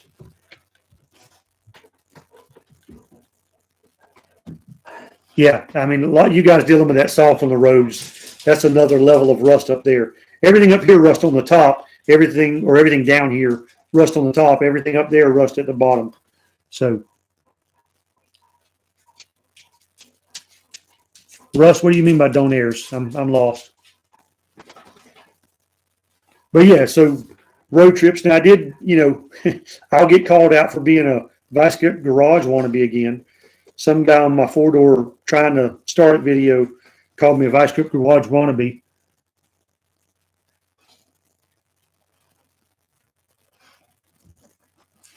Donairs. I have no idea what that is.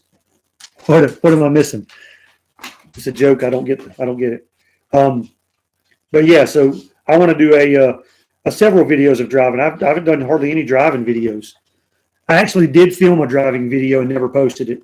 Some of my videos that have an intro, there's part of that is from the video that I never posted on a road trip that we took to Daytona in the Nova. Donairs like a sandwich, but way better. Okay, I got you. It's kind of a meat. Okay. Yeah, don't ask. Yeah, it's kind of like Spam. Don't want to know what it is. Just eat it. Y'all have Vienna sausage? Y'all like Vienna sausage? Canadian staple, not the donair, but the way the very best donairs are.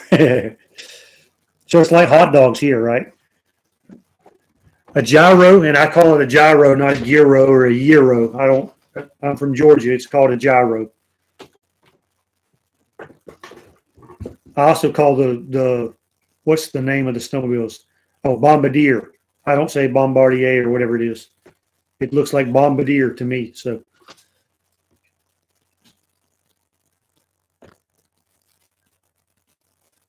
yeah, I know. And I wasn't even making jokes. I think just the fact that I was trying to will it run, get a motor unstuck, and make the car run, that they were accusing me of being a vice grip garage copy. But I think I'm older than Derek, so I've been doing this longer than he has. And you know what? Who wouldn't want to be that guy? He's kicking butt right now and taking names. I mean, I want to be me, not him, but I'm just doing my thing. So I ignored it. I don't care. I mean, he still watched my video, so I'm okay with it.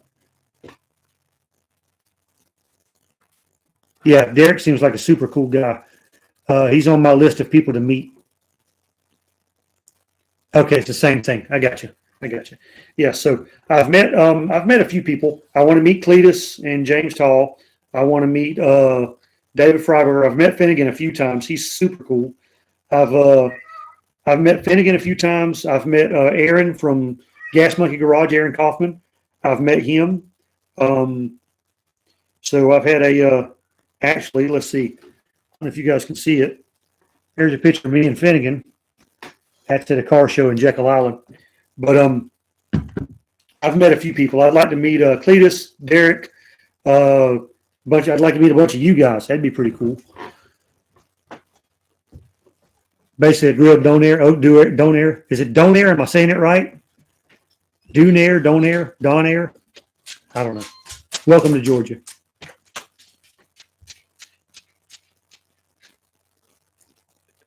Middle Eastern food, seasoned meat carved, wrapped in a pita, maybe lettuce. Okay, I got you.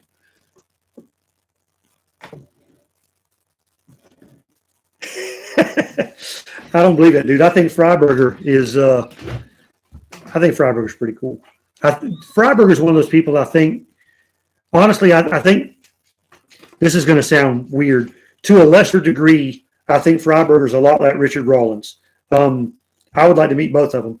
I think both of them can come across either as the biggest jerk in the world or one of the coolest guys you'll ever meet.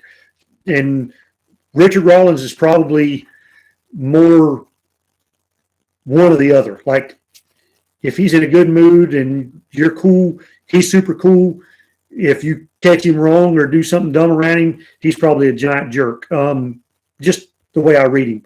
But I enjoy watching his stuff. And I bet he knows more about cars working on them than he lets on. And Freiberger, he's done too much stuff. He knows a lot. He just doesn't have to do any of it anymore. Every way I pronounced it is correct somewhere. Thank you, Chad. I appreciate that. Cool, man. Find some good deals at that swap meet. We've got one, Moultrie, Georgia, is this weekend, but I'm not going to go. I've got too much going on. And then Charlotte Auto Fair is next weekend. Plus, there's one about a mile from my house that's a pretty good little small show. It's next weekend, but hopefully I'll be at the drag strip of Frankenova. Who knows? I've got a busy week. I've got to go to Florida. I've got jobs here going on a bunch.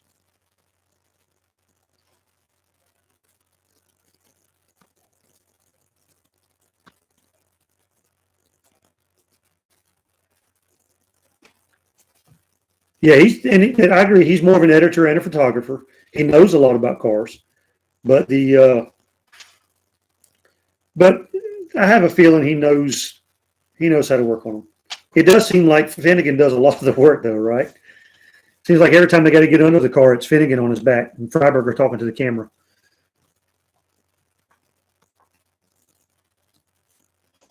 But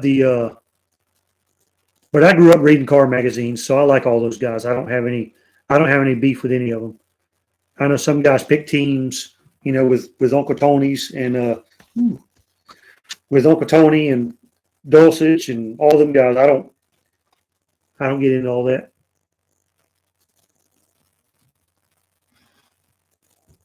I got you.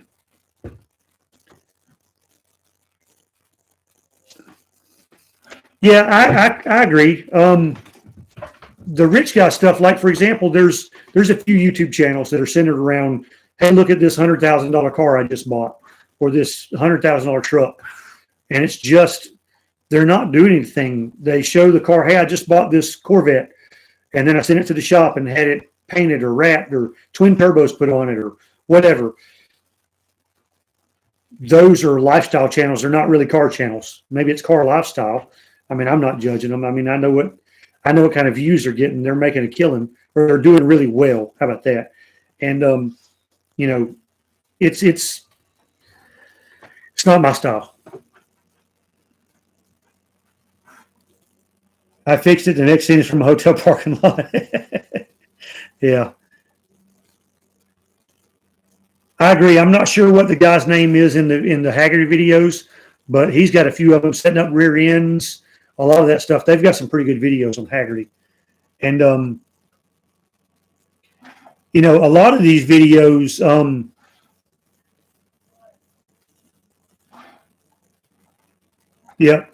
lot of those videos, those guys use what I call the Bob Vila approach.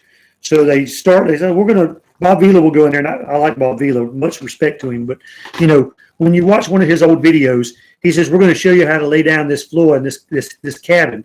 And we're going to take this tile. We're going to put it in the corner. We're going to start here. You want to start in the corner, work your way out into the rest of the house. Okay? And then put it in 3 pieces. And he's like, okay, right after the break, we're going to show you how to finish this floor up. Well, then right after the break, he's putting in the last 2 pieces. He says, okay, you're going to finish up the last 2 pieces here and the floor is done. Bob Vila didn't do that floor. I mean, he's probably capable of it, but he didn't do it. And there's a lot of channels out there. Y'all forgive my imitation. But there's a lot of channels out there that do that. They go and say, hey, I'm going to do this. They're doing the work. I believe that. I'm not accusing them of not doing the work, but there's a lot of channels, and I watch them. I still enjoy them, but it's a different type of channel. Sometimes I struggle with that. Sometimes I want to go into a lot of depth with my videos, and sometimes I just want to show, hey, I'm going to do this. And then next, hey, look, this is what I just did, and go on. But it's just not my thing. I want to be somewhere in between a lot of detail and enough detail to where I'm showing you something, because I kind of feel like I don't consider myself a teacher, but I like showing people more depth of what I'm doing or why I'm doing it. I don't know if that makes sense or not.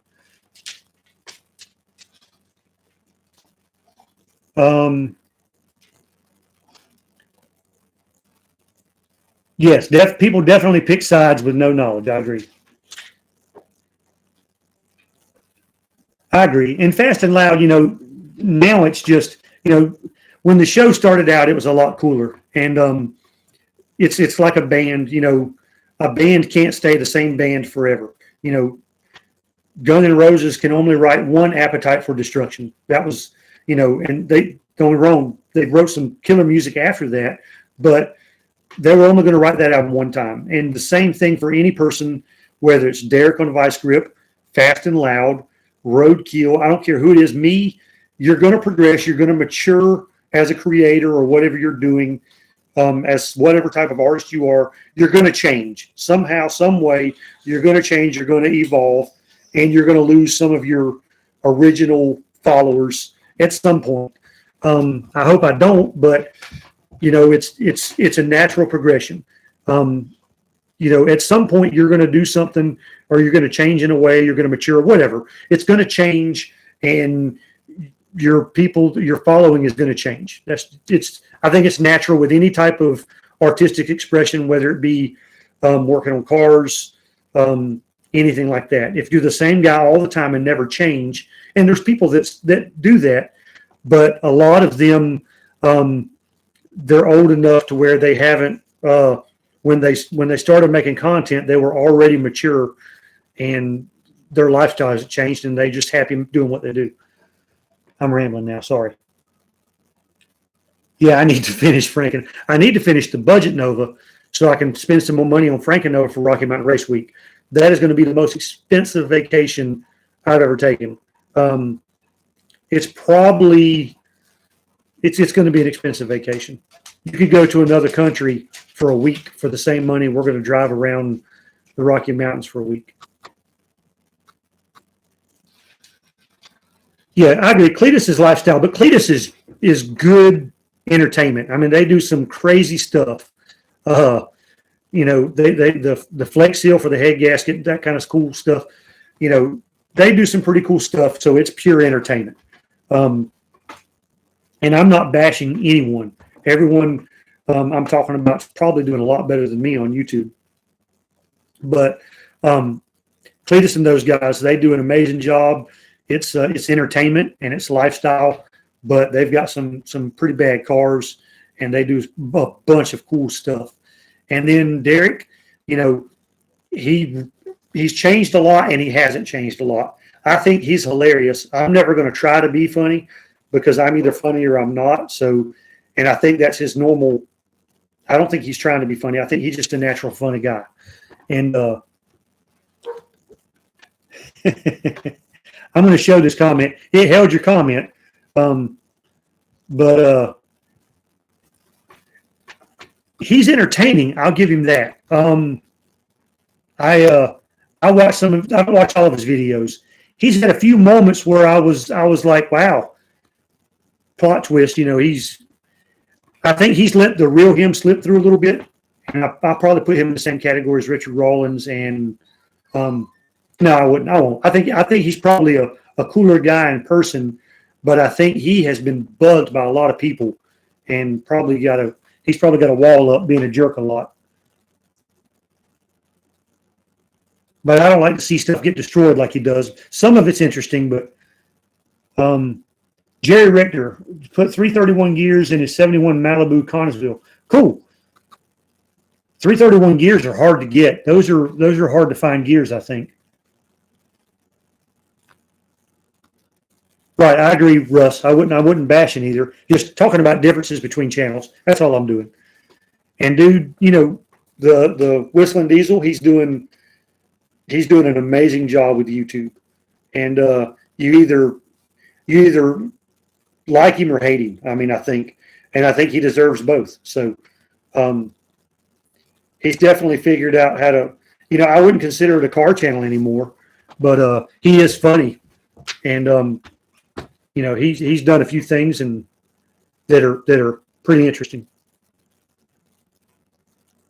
Yeah, I completely agree. And, you know, it's, I agree with that.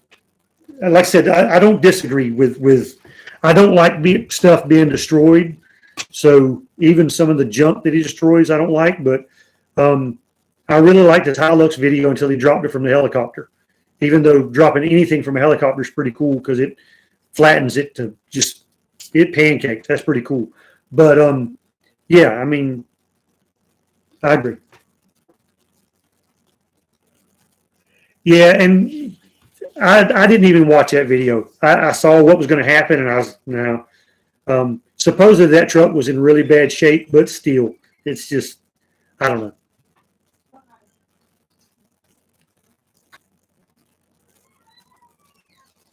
Yeah, I can't believe he hasn't gotten hurt more. So hopefully he doesn't. But um, if he does, I won't be surprised because he's doing some pretty insane stuff.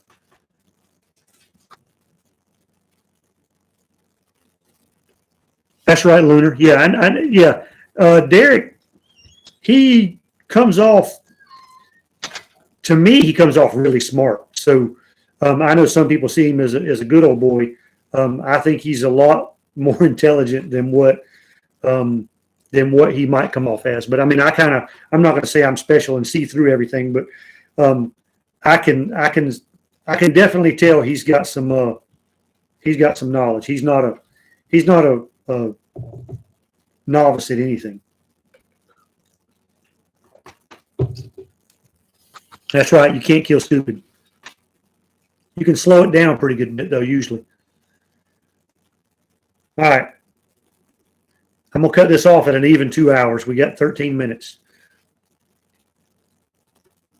336.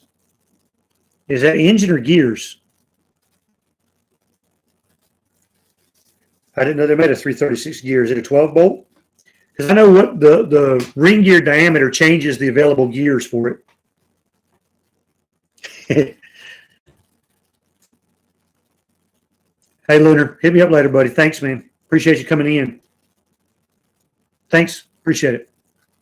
Um, yeah, so, and I know a factory gear that was real popular was a 323 gear was a popular factory gear, and they're more expensive. Some of the odd gears are more expensive to buy, even new than like a 373 and a 410. Those are about the cheapest gears you can buy. A 342, a 323, and a 308 start getting kind of expensive. So.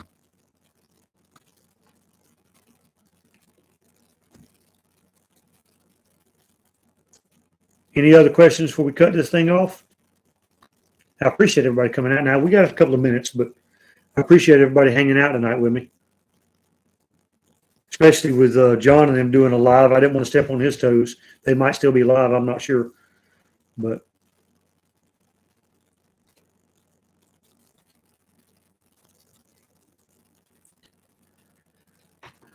all right. 4 9-inch or 12 bolt. I'm always going to prefer the GM stuff over 4 9-inch. From the factory, bone stock, there's advantages to both. I think a 12 bolt has less resistance. The hypoid center of the 12 bolt is better than the 9-inch, I think. It's less turning resistance and it's better engagement with the ring gear and the pinion. In stock form, the center section, I think, is equal strength. I think the 9-inch doesn't have tapered axles, so the axles are bigger. I think a 9-inch factory has 31 spline axles, I think, and the 12 bolt has a 30 spline axle. The 12 bolt axles are tapered, and they don't have the bolt-in bearing retainers. So that's why a lot of the 9-inch Ford stuff in stock form can be better than a 12 bolt. Strength-wise, I think the gear set and the strength of the center section and all that stuff is just as strong a 9-inch or a 12 bolt. Until you factor in the axles, then the 12 bolt is weaker because the axles are tapered and smaller. Now, it's pretty nice to be able to swap out the center section, and it's nice to have bolt-in tapered bearings like the 9-inch has. unlike having to do C-clip eliminators on 12 volt if you want a retained axle. So there's advantages to both, but if you do a gear change in a 12 bolt, it's a lot more difficult. So you can swap out a third member on a 9-inch pretty quick.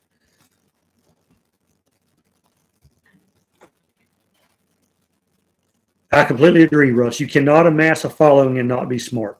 And, well, you're right. You've got to be at least figure it out as you go. You better get smarter fast or your following won't last or won't grow.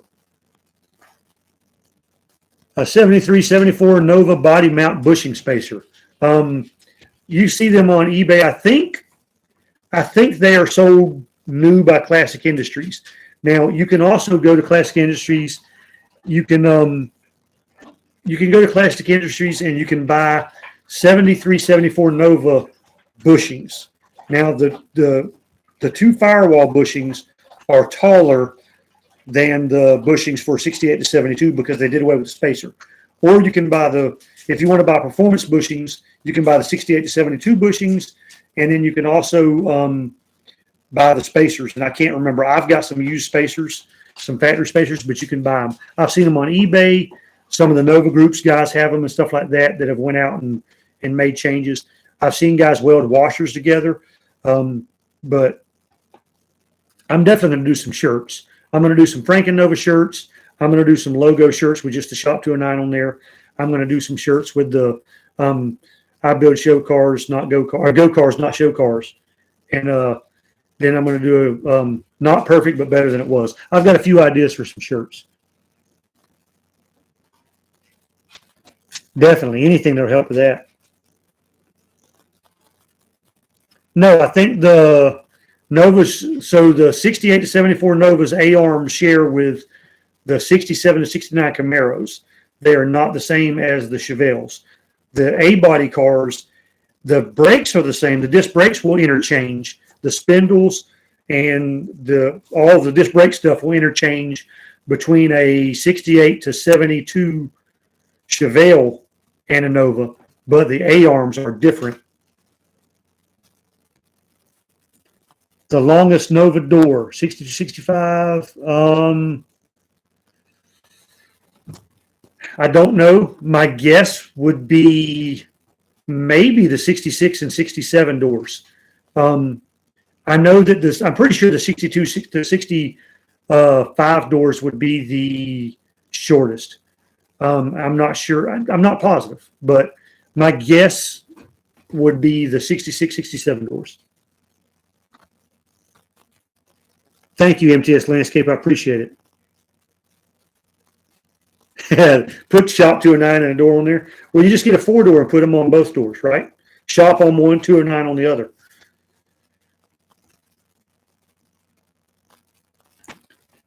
I'm going to have some stickers and stuff made up too for the enclosed trailer for Rocky Mountain Race Week. So I'll have a bunch of stuff available here in the next month. Like I said, I'm closing in on time. I've got a local place doing some shirts and stuff for me. An Impala or a Galaxy. There you go.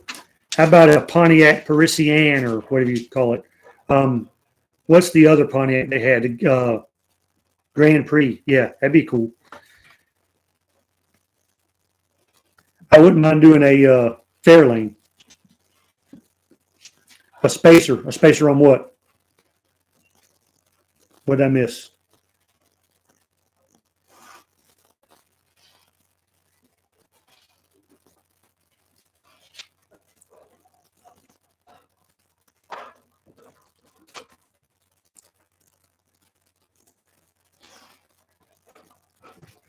A spacer on what? Yeah, growing up, we had a 68 Ford Fairlane. It was a pretty cool car. So I like those. A lot of trips to Florida in that car.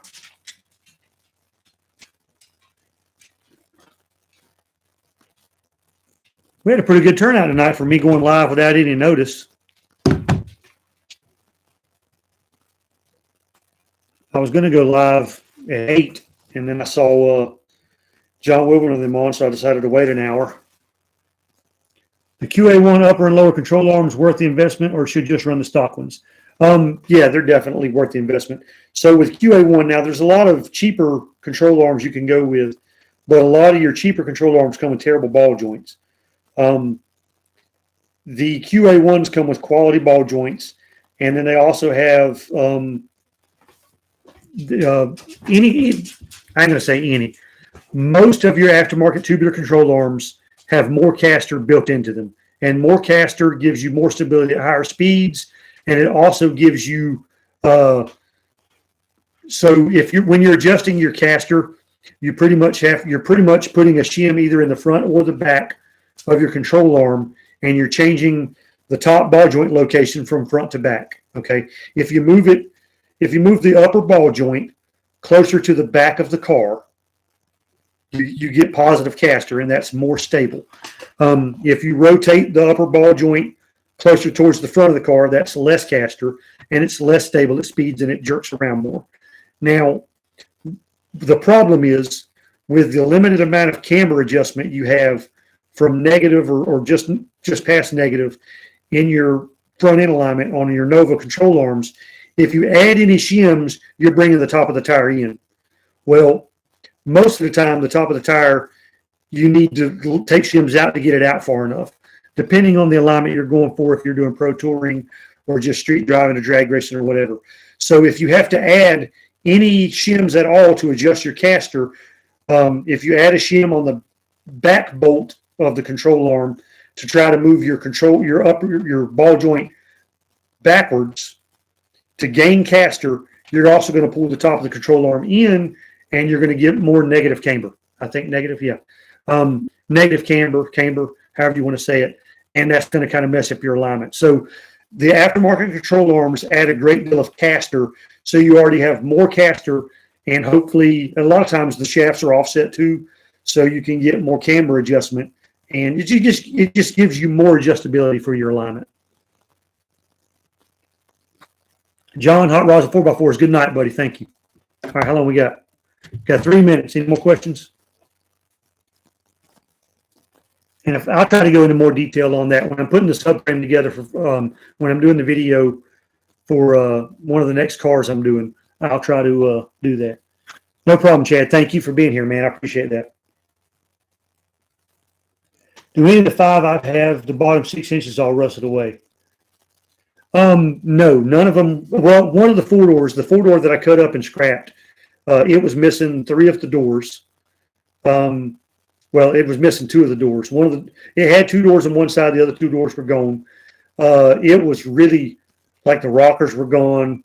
It was bad. So I kept the front end of it. I cut pretty much from the A pillars out. I kept that, and then the rest of the car went to scrap.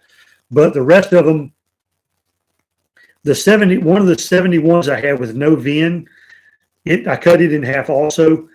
It was pretty bad. The trunk pan wasn't bad, but it just wasn't worth keeping. With no VIN, it wasn't worth keeping.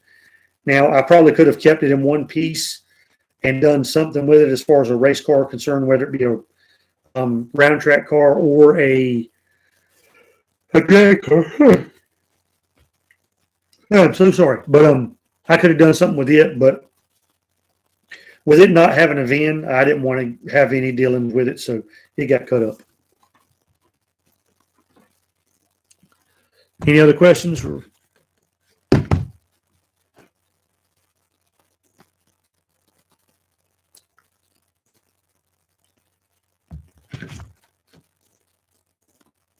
What A-arms would I upgrade to? Okay, so on Frank Nova right now, I have a set of CPP control arms on there. Now, one of the problems I have with those arms, I had them on my 73 Nova. They started squeaking, and I was like, crap, the bushings are squeaking. I called CPP up, took a while to get in touch with them, and I bought those used from someone on Craigslist. They were brand new, but he had mounted them on his car and ended up taking them off for I don't know why, and I bought them used. I put them on there. I put a few thousand miles on them. They started squeaking. Well, I took them off and put some BMR control arms on my 73. and then I switched to coilovers at the same time, which is, there's a video on that, but I never posted. That's another video that I never posted. But anyway, so I put this thing together, and I have the CPP arms. That's the arms that I put when I built the subframe for Frankenova. I put the CPP arms on that subframe. Now, I had since found out that it was not the bushing squeaking, it was the ball joint squeaking. The ball joints had went bad. I can't get CPP on the phone without waiting an hour on the phone, and I'm just not going to do that. I don't know what ball joint goes in those. It's a cheap ball joint. The uppers are easy. Just unbolt those, put a factory style ball joint in it. The bottom ones, I need to take them apart, press them out, measure the ball joint, and see if I can find a ball joint that'll work. It may be a factory style ball joint, but I'm not certain. So what I'm probably going to do is order some QA1 control arms, at least the bottoms, for Frankenova for Rocky Mountain Race Week, because I have to have some good ball joints in there and not have to worry about having any kind of issues when I'm driving that far away from home or away from my truck and trailer. So I'll probably go with QA1. I think Detroit Speed and all them, it's just got to be compatible with either the coilovers that I've got that are QA1s, or it's got to be compatible with stock components, what I would prefer. And 34 forward, 4 rear passenger door, but it isn't exactly long. Ronnie Clayton, hey there, Ronnie. I need to email you, man. I've been working out of town, so I need to email you. In front, my front right brake works great. My left is soft and has new calipers. Probably the brake. So the rubber brake hoses on those are bad about collapsing, and you'll pull to one side or the other.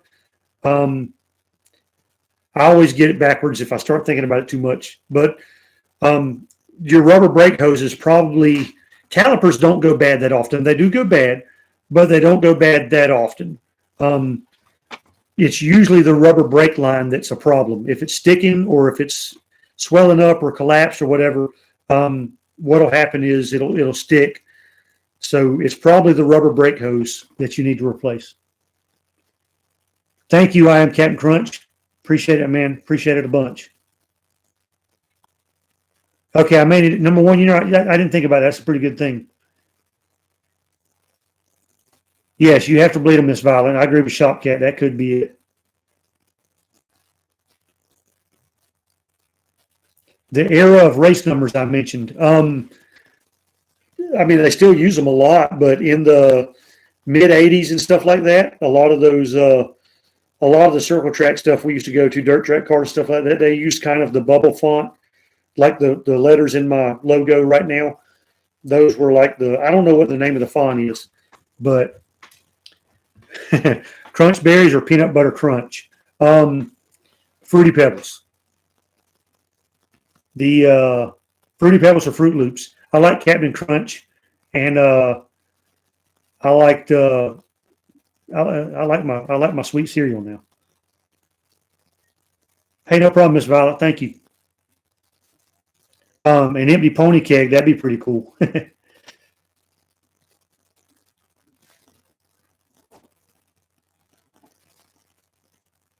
Okay, I'll do that. I'll email you, Captain.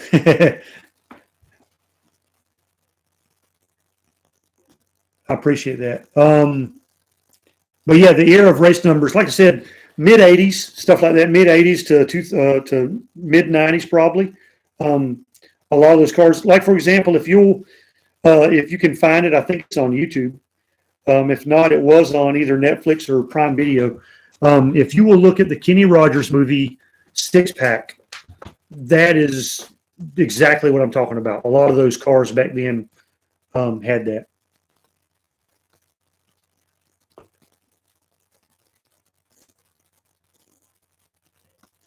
What part of Canada are you guys in, number one, in Shopcat? I know Russ, Farm Kids over on the other side. Not that I know a lot about Canada, so I wouldn't know much to me. Alberta, okay.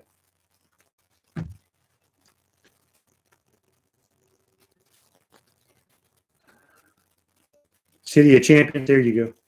All right, Mr. Ronnie, if you're still on here, I'll call you tomorrow. I'll call you in the morning.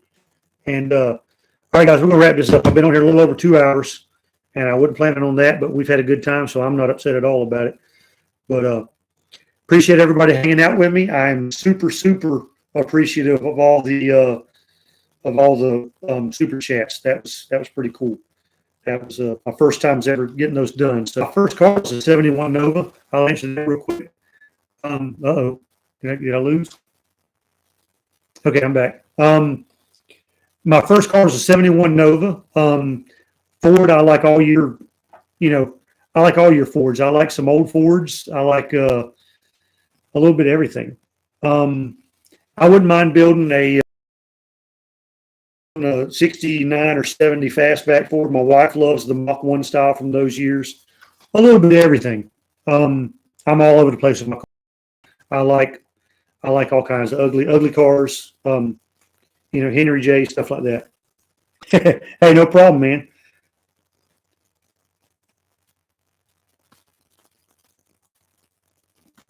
But I've owned a little bit of everything. I've owned I had a Mazda truck. I've had some Volkswagens, all kind of stuff. All right, cool. All right, guys. Number one, email me. I'll email you some pictures. You guys have a great night. Thank you so much for everything. I really enjoyed this. And I promise I'll have a video out. Oh, I don't know why they blocked that comment, Shop Cat. That's weird. It's kind of weird what they block sometimes. A 7.5 Ford Falcon. Those are cool cars. Definitely are. Some of those Australian Fords would be cool too. An Australian Holden and an Australian Ford, some of those Mad Max cars would be super cool to get one of those. But that's right. Don't do the do.